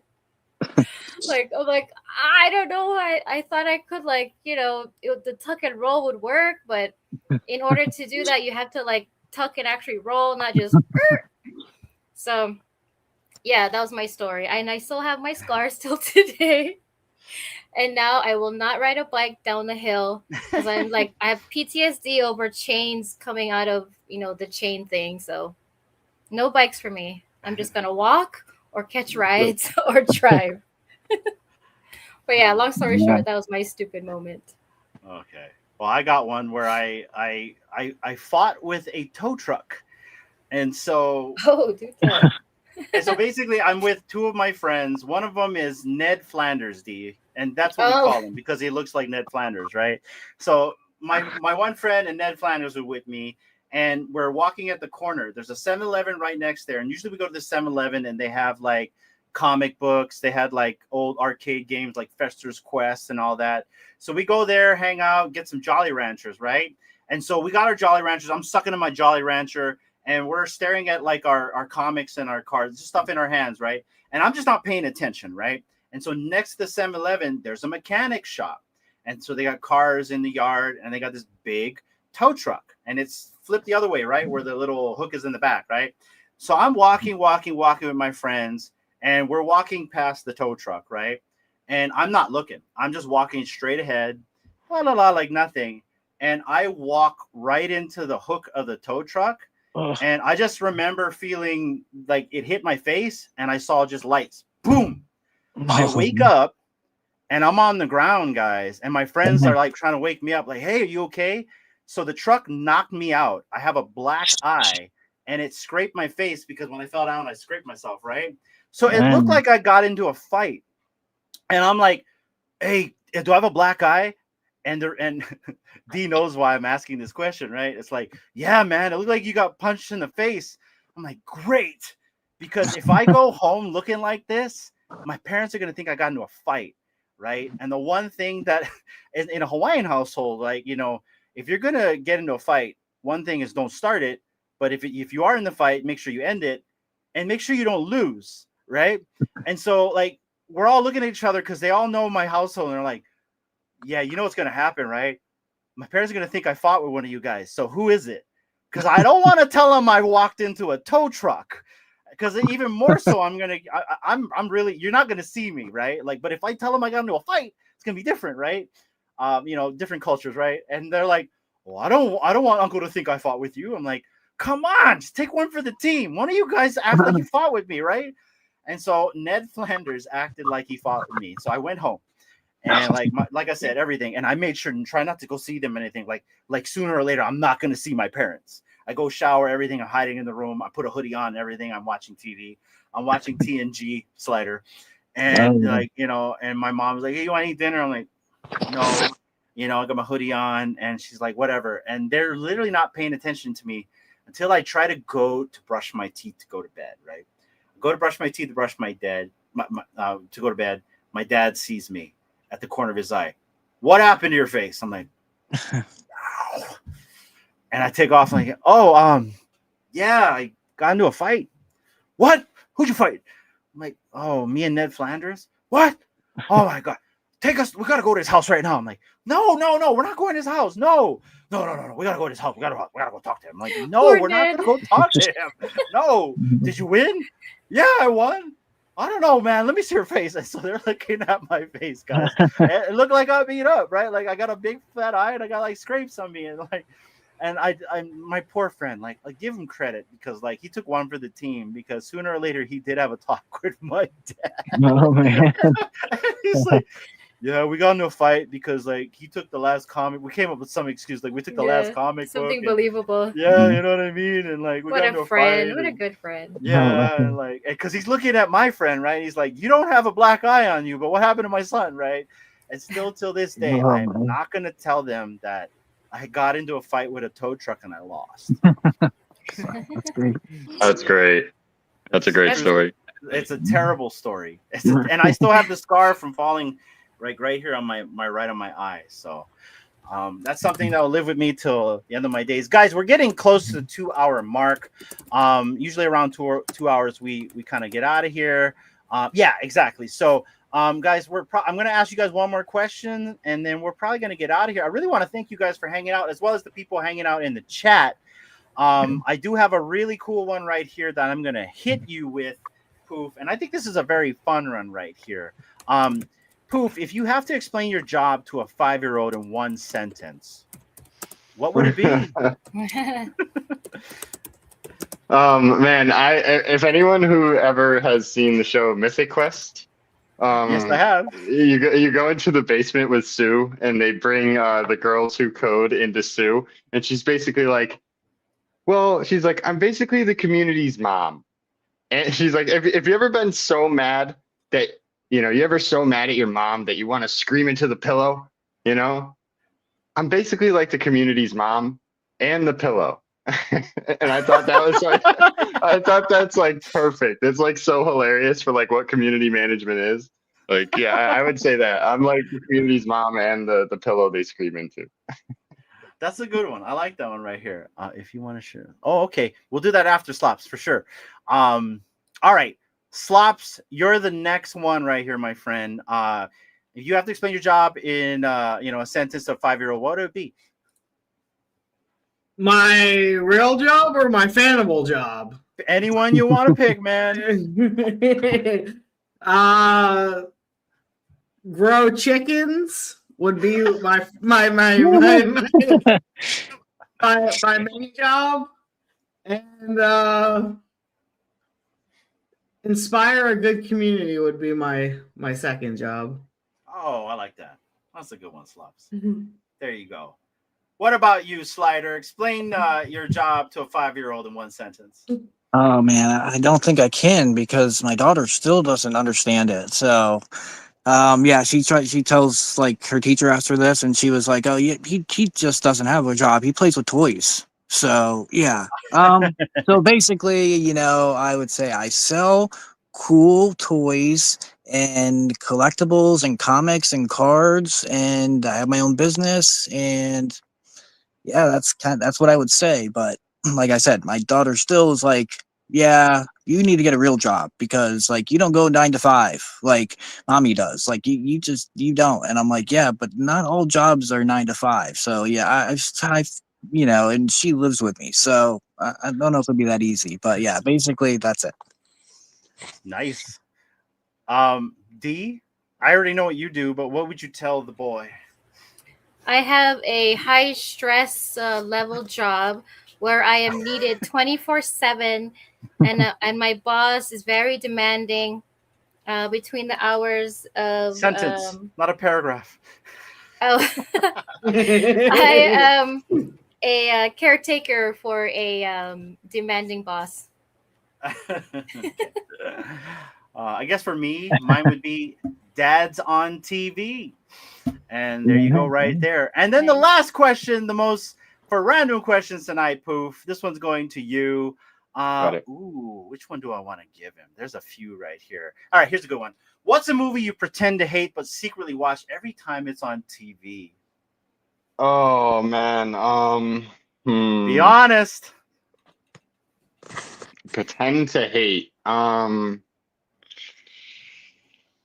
Lord of the Rings. I think I pretend to hate it because it's long and like I think like I wanted to watch it one day. One of my friends tried to put me on it, and like the first movie's like, isn't it like 3 hours plus or something? Isn't the first movie like extremely long? They're just walking. Yeah. And so I do pretend to not like that, but I think every time it comes on, I definitely will watch it. Knowing that it's just a lengthy film that I can just put on and leave on and do stuff on the side. So definitely Lord of the Rings. All right, Slider. Okay, I would say probably Twilight. That might be one. And yeah, that's what first my wife kind of tricked me into it when we were like dating. Yeah, seeing it like in the movie theaters because it was like her turn to pick, and she was like, "Oh yeah, we're gonna see this new movie. It's vampires," and like she likes like horror movies, and so do I. And like I was like, "Oh okay, cool," and like we ended up going to see that, and I was like, okay, that's different vampires. I'm like, okay, but then I watched them all. We all watched them all together when they came out in the movie, theater and stuff. So yeah, it kind of grew on me. So that's one I do like. All right, Sloppy. Doctor Who. Really? What? I don't like the more recent Doctor Who's. I completely but it's a get guilty pleasure to still watch it. I completely get it, man, and like, it's no really fault to the actor. I think it's just mainly the way it got like presented. I think, but yeah, I haven't watched the new one, but when it was, I don't know the actress's name, but when it was her, yeah, it was too political for me. I just wanted to have fun. I wanted to watch. Yeah. That's what I'm saying. Like, I know who you're talking about. And she did a phenomenal. She was great too. I think she was 13 or 14. You know what I mean? Like, yeah, I feel you on that one. I do. Like, I watch it too, even though I don't want to, but because I love it so much. Yeah, I get it. That's a good one. That's a good one. What about you? That's how I think I'm going to feel with the new Star Trek Academy. So, yes. Oh man. Yeah.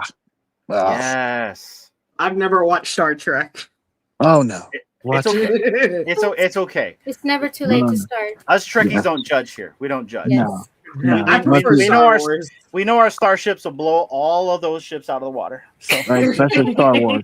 Especially Star Wars. yeah, Those are some fighting words there. shields, transporters. I'm just saying. Anyway, but D, the guilty pleasure that you like to hide? I don't know actually. Because if there's a movie I don't care for, I probably wouldn't waste my time. Except I think maybe, and I can't think of the name. There's probably a movie or a show that our daughter wants me to be interested in, but like I have no inkling to do so. But I will do it because, she wants someone to like share that with. So Yeah. I will do that. I forgot. It's probably some anime something. Yeah, we did watch K-pop. What is the newest thing? Yeah, Demon Hunter.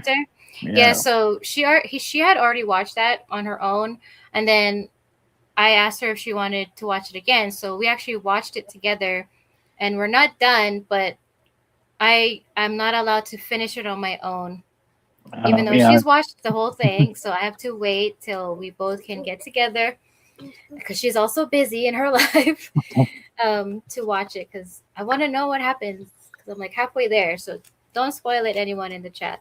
But yeah, that's it for me. That's a good So one. mine, and I don't know if you guys seen this. I'd never admit this, but Father of the Bride. I can relate a lot to that movie now, especially 1 and 2, because 1 was really cool. 2 was when they had babies together, right?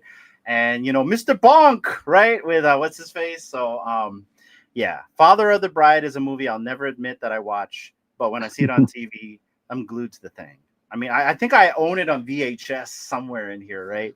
So but yeah. Can I throw in an old TV like Yes. Xena, the Warrior Princess, Hercules, Oh my gosh. and I used stuff to like that? watch When that comes those. on, when that comes on now, like I have Yes. like YouTube TV. When I see it, I'm like, oh, I gotta watch that.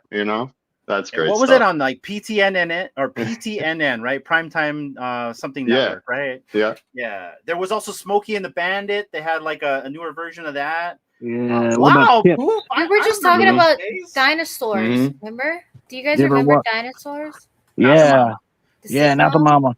Not the mama. Yeah. Yeah. Yeah. That's a good one. That was good. Space Above and Beyond. If you guys seen that, that Yeah. was good Seen too. that. Yeah. So this is like going into the Slider Babylon 5 days. But look, Poof, I know you have to leave pretty soon. I want to thank you for coming on, Poof. It's been a year since you came on, man, and it's just really good to just have you come and hang out with different people in the community. And this is what we really like to do here, guys. Is we really like to, it doesn't always have to be about alpha and projects and what we're doing here in this space. Sometimes it could just be about talking about random things, right? Random things that was way in the past, by the way. Yeah. Yep. But Poof, I want to give you the floor one last time. Let people know what's going on with you, what's going on with your project, and floor is yours, my friend. Sure. I want to thank you. I mean, last time I was on this show, I believe we were still the Real Uncommon podcast, and we've grown and changed so much since then. I watched during the year. Obviously, Cryptoys had a down year, and we were building behind the scenes. It felt weird to, at least for me, to want to join these types of shows without having the answers that I knew people were likely to ask me. So I did stay sidelined for a bit, and that wasn't that much fun. But we're back now, so I'm excited to be back, and I'm excited to join this show more often, and hopefully get to hang out with you guys a lot more. In terms of Cryptoys, there's so many things happening. I would tell you to join our Discord and create an account on the website if you haven't already. We're hiring new people for community. We just hired a new person for community team, and he's doing a great job just trying to reach out one-on-one to users, which is going to free me up to do a lot more fun community stuff and events. Unboxing parties are coming back. We just announced Mickey and Friends Volume 1 as our first drop coming back since relaunch, so that's very exciting. We obviously have moved over to Abstract. If you didn't know that, that was one of our main announcements upon coming back. If you are in our Discord, it is December server booster month right now. We're trying to show appreciation to all of our server boosters. And we're really just getting started. Like, we're still in the first, I'd say, maybe month of this like official relaunch. if you've noticed, we used to have like 5 different announcement channels for all of these collections and a bunch of collection specific roles. We're really trying to change the Discord experience and kind of elevate it to highlight our collectors and be able to give roles to people who have, you know, maybe have certain cryptoids and be able to highlight certain collector levels and stuff like that, try to gamify the experience a bit more. And that's what our friend community team Dan is here to do, really bring people in and get some more eyes on the project, so that a lot of focus, it feels like everyone on the team is very driven in their own lane and we're all focused on what we're supposed to be cooking. So that's really exciting. Yeah, there's Dan right there.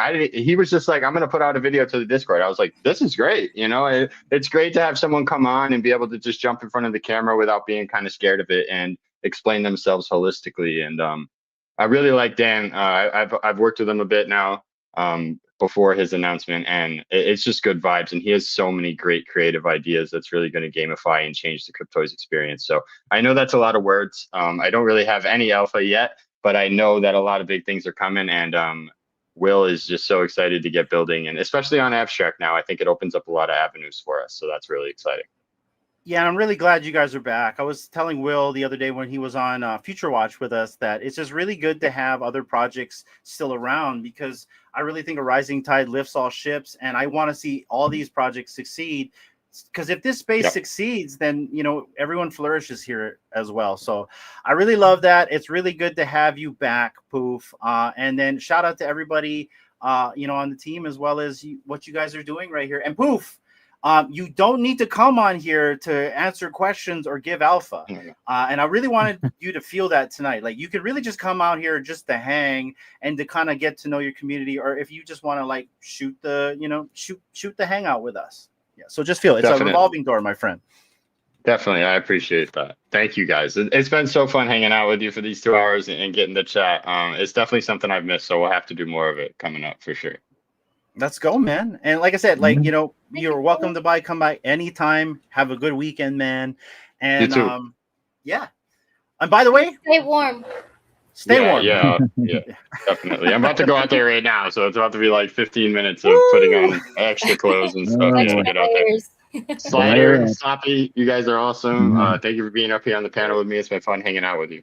No problem, dude. I've always looked up to you as a mod, so I saw you when I was in college. I try to take after you, so I appreciate you. That means a lot. Thank you, man. When Sloppy on the earliest weekend show? Let's go. So this week we got Dan. Sloppy, I might DM you. We'll set something up for episode 4. Awesome. Alrighty, I'm down. We'll be there. Perfect. All right, guys. I'm gonna hop. Have a good weekend. Thank you. Take care. You too. And guys, what's so awesome is Sloppy has shared us what may be coming to the Poke Kiosk pretty soon, right? Because my understanding these are about to get sold. You mind if I share it, Slops? Yeah, go ahead. Share all 20 of them. Do whatever you want. Here it is, guys.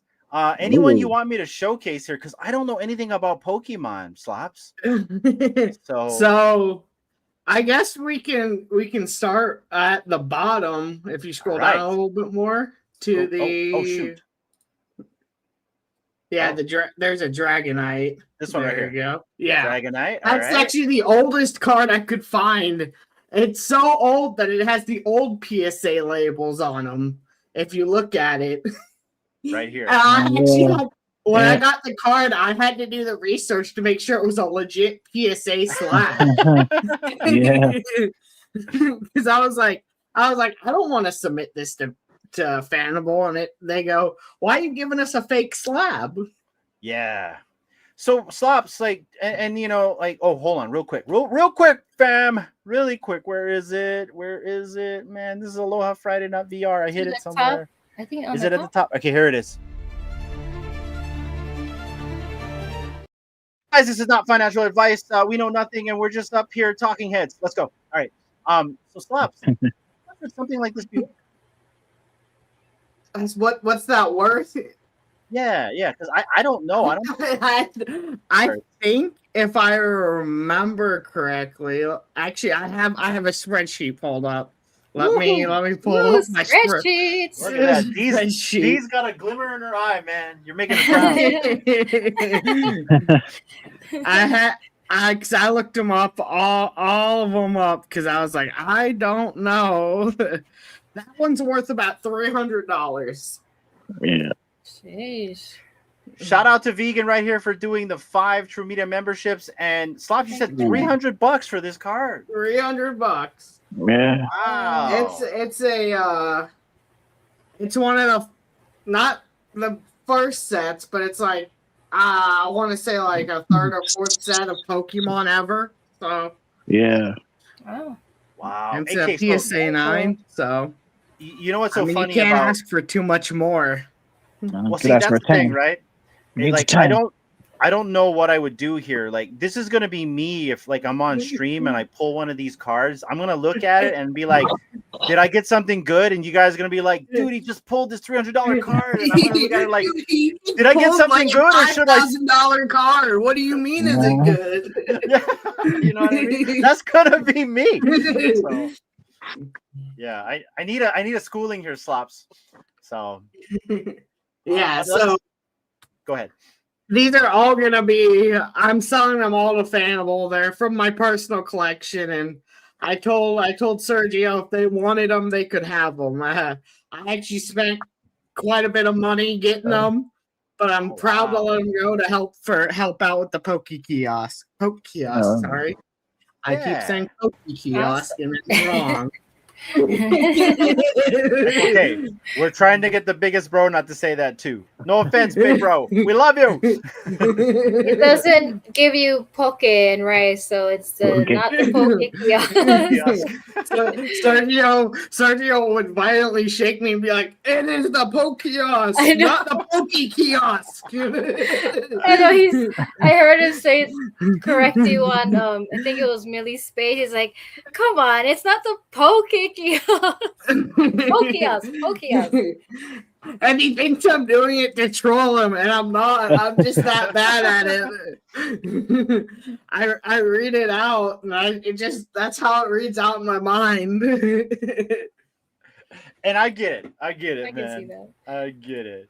So what is another like cool card here that we can showcase their Slops? Because I don't know what I'm looking at here. So you can either choose the Squirtle or the Pikachu up there. Is that a Da Vinci one?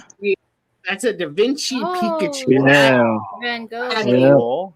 Wild That storyline. is awesome. Wow. Yeah, Van Gogh, that I one. got that one for $100 back in the day.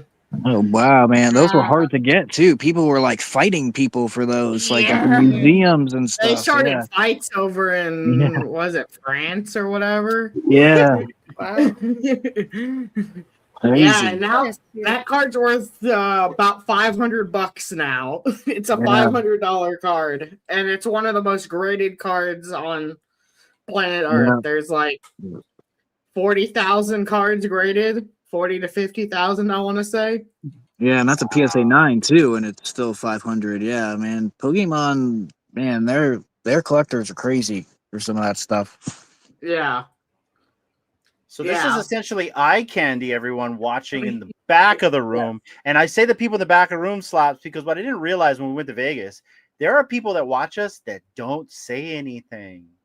And I don't want to call them, what is the chant whenever like you try to chant for Free Willy, right? The whale, right? I don't want to chant the whales, but there were whales telling us they watch us. So I'm sure they're looking at this card right now, my friend. Yeah.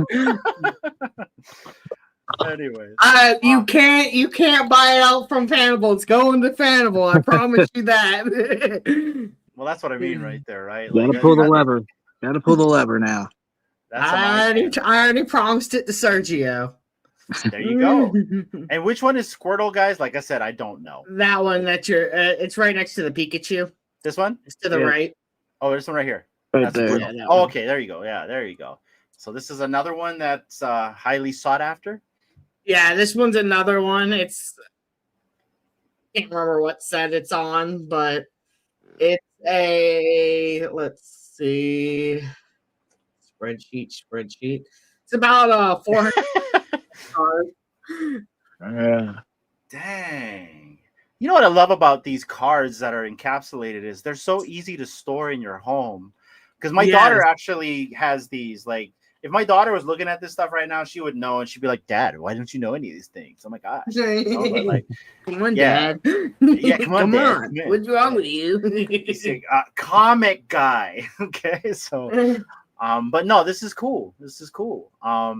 Anything else that you want to show the audience while they hear it? Because I'm assuming these are all like sneak peeks. So really, the top middle three. Okay. Any of those are pretty valuable. Is that a Red Cheeks Pikachu? That one on the side? McDonald's? This is a burger. They call it a burger chew. Burger chew. Huh. It's a Japanese promotion with McDonald's that was pulled after one day because it started fights in Japan in McDonald's. And that one's on the cheaper side. I want to say it's about $60. Yeah, but that's a black label, pristine too. Those are good. Yeah. Yeah, that market it's very fluctuating because like people mass graded these cards because they thought it was all limited edition after McDonald's pulled the promotion after 1 or 2 days of people just all out fighting for it. So everybody sent their cards to be graded, and it went from the first card was sold for like $34,000 at a PSA 10. Wow. And now they're being sold for like $100. Yeah. That's the thing when you start getting stuff graded and it's new sets and everything, you got to be careful about that, because if you're first to get graded, then you're probably in good shape, because you got people who don't want to wait and they're just going to buy it. But yeah, I mean, the more that, especially with Pokemon, the more that come in to get graded, then the price starts going down. So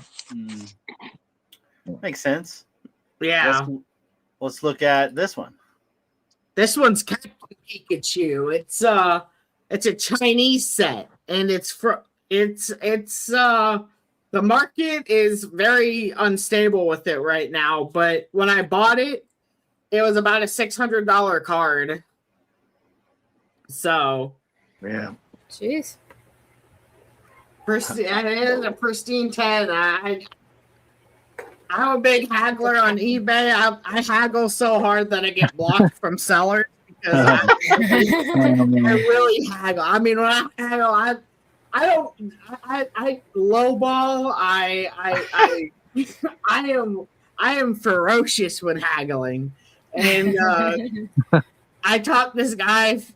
It was a $600 card, and I lowballed him at $400, and we came to the conclusion that it would be $420.69. Great numbers. How intricate. Oh, that's cool, man. And you said the third, so this one right here in the middle? Yeah, it's called a Bubble Meal. Oh, okay. And it's very sought after. That's about a $350 card. Yeah. And that one, there's a song called where people go, "Tonight will be the night I pull the bubble mew." So it's a meme song. It's a meme card. People love it. People love both versions of the card, Japanese and English. Look at that. Somebody wants a bubble mew and it's vegan. Our daughter was talking about. Yeah, this is my daughter's lingo right here. She'd get along with you guys. So funny, Vegan. Like, Vegan gave me one of those Pokemon packs. We haven't ripped them open yet because I want to rip them open with somebody. But my daughter tried to steal them from me, man. She's like, "Oh, no, Pokemon!" No. Ooh, I heard Pokemon cards. This thing might have like a good thing in it. You can't have it. Like, well, you don't like Pokemon, Dad. I'm like, no, but a friend gave this to me. But you don't like Pokemon, Dad. But I like Pokemon now. Well, if there's a good hit inside, yes, for sure, I'll like You're it. a comic guy, Dad. Yeah. That's how my daughter is too, because she's really into Pokemon and everything, and I don't sell a lot of Pokemon and stuff, but still she got a pack and like we looked it up and stuff, And she's like, now make sure you don't sell this when you sell your stuff. She's like, you better not sell my cards. I'm like, I'm not gonna sell your cards. Like, what? I'm gonna give them away instead. Right? Yeah. No, hey, I get lectured. Like, you got a card sleeve right there, Dad? What do you mean? You need some card sleeve before you open that. You wearing gloves, Dad? Like, Yeah. yeah, I wish you would do the same thing with your comic books, but you know, The white glove service. yeah. Black gloves here, black gloves over here, but Okay. this is cool, you guys, and I love this, and we're gonna probably get out of here really soon. D, did you want to run a giveaway? I know we had a donated giveaway. Is that something you still want to do? Yeah, we could do that for the people that are still hanging out. All right, I'm gonna get a little thing here ready for you guys really quick. D, run the show real quick. Yeah, I mean, this is really cool. We'll have to bring you back on to teach us about more Pokemon stuff, Slops. And I know Vegan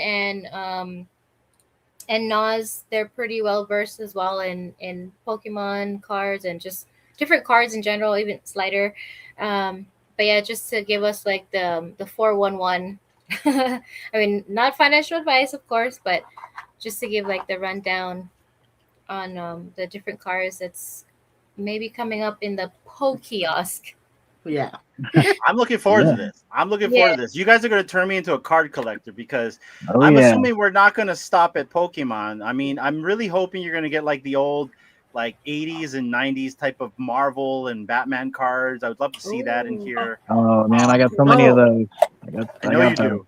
You donated some to the channel. Yes. I should say those 20 cards that I submitted, all those 20 cards, they value between $600 and $600 and $20, and altogether they average about $3,000. That's how crazy it is. Oh. Yeah, I believe it. So Nas is saying get some V friends. That's my understanding. You guys will do V friends as well, right, Slops? Sergio was looking at adding in some V friends into the Pokiosk. That'd be cool. I'm not sure if that's still the plan. I haven't come across any when I've been working on them. So, like, while we were doing the show, I was actually putting in a bunch of these cards, getting a bunch approved because always working. Always working. But I haven't come across any V friends yet. But I know Sergio does want to do something with V friends. There you go, guys. Also, hashtag community, not at community. But guys, if you want a chance to win a donated giveaway, we're going to run this at the very end of the live stream, which is coming very soon. Type in hashtag community right now. We have IVVverse. He's the first right there. Shout out to you. And guys, before we get to this giveaway, I have one more commercial to run, and I'm really stoked about this, you guys, because like for me, I don't know if a lot of you guys knew, but I wrote a short story that I converted into a comic book that I'm writing. I've got like panels for the comic book. Shout out to Dr. Punchman. He was really the one that inspired me to start wanting to go down this route. And, you know, I have a short story all ready to go, two actually, to try to submit my own comic book in digital form that one day I was hoping that could release on Vivi or one of these other platforms. But then I got very impatient of waiting that I decided to make these things into actual real stories with AI, which I did. And the first two episodes of this one story, it's called The Rider. It's about an alien invasion. There's two episodes out there. The story is good. The AI is not good because AI was still like in its it was still in its infancy, right? It's gotten way better. Our workflow has gotten way better here to where our graphics, our production is way better than it was 4 months ago. And so episode 3 of The Rider is coming out next month, you guys. I'm actually developing it right now. I'm really happy with everything. So finally now, guys, I'm going to have the character. They're going to be consistent. The writer is going to be consistent. There's going to be more consistent backgrounds. Everything's not going to look like slop anymore. And so this is the teaser for it. And I'm just going to play this for you guys real quick while I get the giveaway tool ready. Here we go.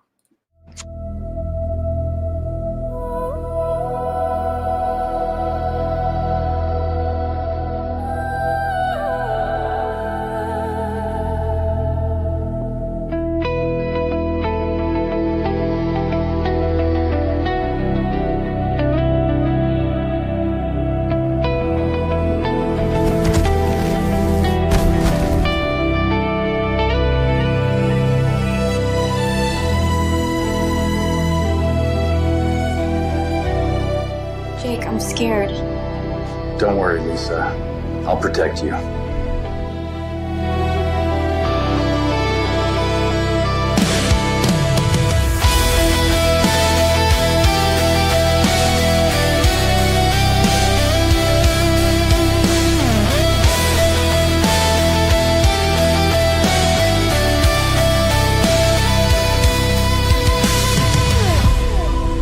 They're attacking!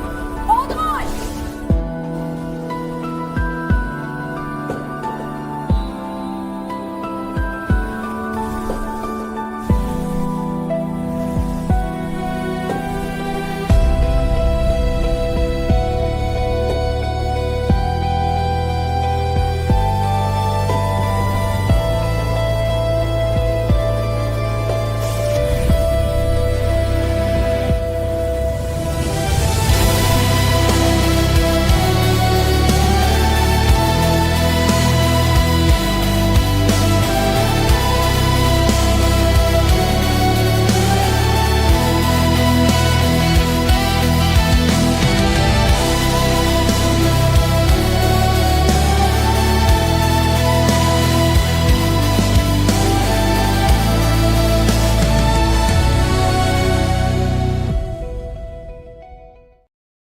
And there we go, you guys. That is the writer. I am super stoked because I know I actually have some fans for that actual show. Shout out to Christopher. I know you're a big fan of it. I kind of took a break from making AI content because I was tired of having the inconsistencies of AI. But now that I've figured it out, our workflow is shored up. We're way better than we were 4 months ago. I am confident that I'll be able to present a way better, more consistent storyline for you guys. And I can't wait to do that. I'm working on The Rider as well as Lost Ties. The Rider's an alien invasion.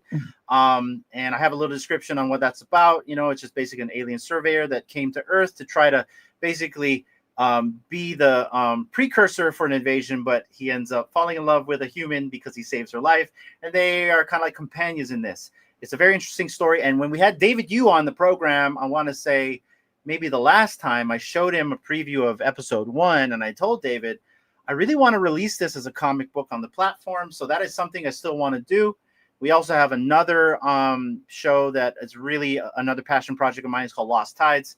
And it's an underwater adventure. So guys, these are things that we're doing here along with some other original content. And this kind of stuff, I want to make these feel like real movies, like real shows. I want dialogue. I want you guys to really feel the action. I mean, granted, they're not going to be like half an hour to an hour long. The longest is like maybe 12 minutes the most. But that's what we got going on here, guys. Slider, yeah, I know you kind of looked at this the other day. What's your thoughts on this? Yeah, man, I like the concept for the writer. I think it's I think it's gonna be really good. And yeah, the Lost Tides, I really like that one. Like that'd probably the one I go towards more, just because it kind of gives me like that Sequest vibes and stuff. And I really like that one and stuff. But no, I mean I definitely understand like the frustration with AI and everything because I deal with it now trying to do the music and everything and just simple stuff, like just trying to get like when I do it in Grok and I'm writing the lyrics and then I just want Grok to like proofread it, spell check it, and then just like rewrite it. And man, like he'll change words on me. He'll add sentences to the end of it. Like, and sometimes like I don't catch it. Then I go into Suno and I put it in there and then I do the, music part of it. And then, I play it and then it's like, hey, wait a second, I didn't write that word. Like, what's going on? And yeah, so then you have to go back and redo it all over again. And yeah, so I definitely understand the frustration. Yeah. And AI, they use certain words as a trigger, and you'll know at least it was either written by AI or part of the song was written by AI. AI loves to use the word spark in like, a lot of music. And I don't know why. That word spark is in like every AI song that I've ever seen written, whether it's like a co-written, right? It was like a person and the AI or the AI completely in general. So it's very interesting, but, and I agree, AI can be a pain in the butt.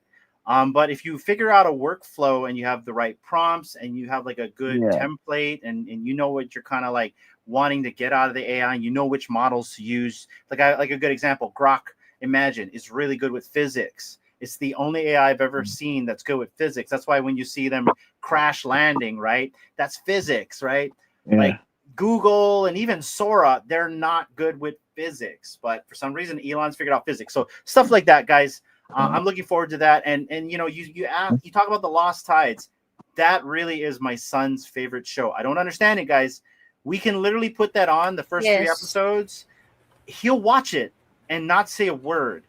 And we literally have that playing in the car when we go and take these 1-hour drives. He won't say nothing. He'll just stare at that thing, and we have it on repeat. I'm so sick of 1, 2, and 3 of Lost Tides because I've watched it so much, and my whole family's beg me, please make episode 4. Please make episode 4. And I'm like, we have to wait till AI updates itself better, right? Because I'm just wasn't happy with how things were going. And so I'm very happy now that I have a good way of like creating these scenes, these characters, make them look consistent, having the dialogue, make them look cool, like how you guys just saw there. So Lost Tides and The Rider are the first 2 to get developed. I also have some other shows we're developing. There's another one show called The Concept, and that one is about like creating short stories of things that may get made or may never get made again, right? And so that's that whole concept. So when I reached out to you, Slider, I'm like, let's collab on a short story. And if it goes somewhere, cool. If it doesn't, then it's just an episode that was on the concept, right? And so, cool. Yeah, that's a cool concept. Exactly, man. So that's what that's about. But guys, let's run the giveaway right here. And D, what do we have giving away today? Well, I asked you guys in the private chat because there's 2 we can choose from, or we can let the winner choose. But it's a Light Parade NFT hand drawn by amazing community and artist in the space. He goes by the name of Kid Arcade. Go check him out. He's in Vegas. If you're traveling to Vegas, hit him up. Have some coffee and In-N-Out with him. Anyways, so this NFT is by him. So the winner can choose whether they want this MODOK. Oh, maybe I should share my screen real quick. Oh, that's so weird. What? What happened? The transitioning took a while. So we might have to end this stream soon, D. Yeah. Okay, so let me share the screen of what they could get. We got this one here. Oh, sorry. I Not got that slopped. one. Hold on. Yeah, look at that. Okay, here we go. All right, guys. There it is. That one. I think maybe this one. This is pretty colorful. That's what you're gonna get. Yeah, cool. It's All MODOK. right. That's a MODOK right there. So let me get the giveaway tool ready. And guys, this has been awesome. D, close out the show and do final words. Yeah, thank you everybody for being here, for tuning in, listening, watching, or catching us on the replay. Appreciate you, Pooh, for coming on and spending part of your evening with us.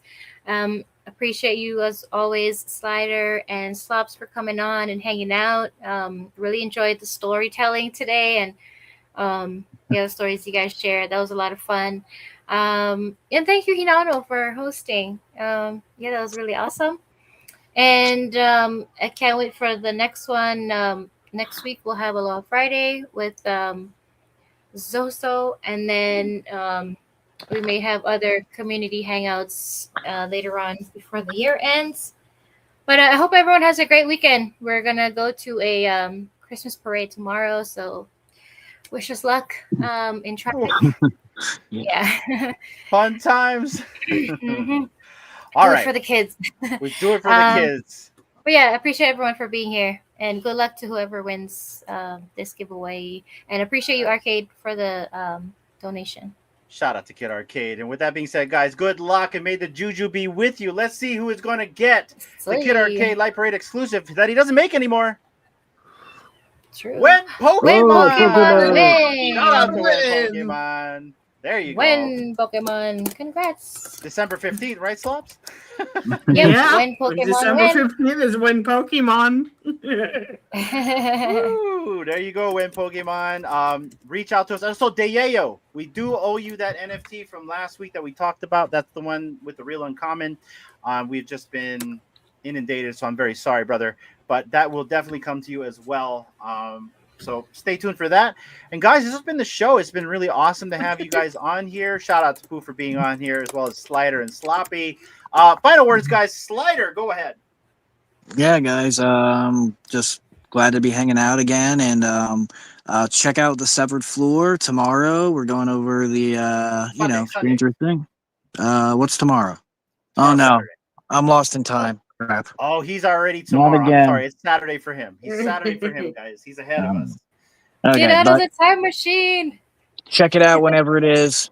It'll be fun. And yeah, thanks guys for having me. That's right. Tomorrow or Sunday. Slops, my friend. Howdy. Howdy. Nothing new really going on. I'll just be working on the Poke Kiosk. So Floating down on tube.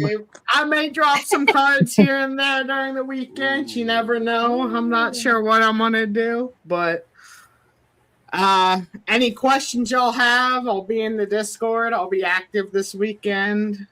So come stop by, say hey, and have a good time. Yeah, what color was the tube? That's my question. Is he gonna YouTube it? The tube? Tubing down the river. Remember? Oh, Hurricane? that's right. That's right. What color? Red. Bright orange? Red. It was purple. Bright cherry red. Purple. It was Purple. Purple. That's the best color. It's Best violet, color. guys. It's violet. It's lilac. Also, That's guys, awesome. I want to give a big shout out to our sponsor right here, FANABLE. If you guys haven't gone and checked them out yet, go to fanable.io and check them out, guys. If you're into comics, collectibles, and you want to own the physical but trade the digital, go check them out here, guys. I'm going to show you guys. I am a big fan of the project. I'll show you my collection just so I'm not just shilling. I am a collector of this entire platform right here. I've got books here. I've sent books to them. I've never had an issue right here, guys. If you have any questions, ask any of us on the panel except for Slider, but we are going to rope Slider in. We're going to get you. Right. Fanable don't want to take my money. They don't want my money. Trust me, if they don't want your money now, they're going to want your money tomorrow. So here Right. we go. But yeah, shout out to the sponsor right here, guys. And that has been the stream. D, close it out. Everybody have a great weekend. Take some time for yourself, for your family. And as always, don't be a dick. Be kind to one another. And peace out. Till the next time. Take care, everyone. Aloha. See ya.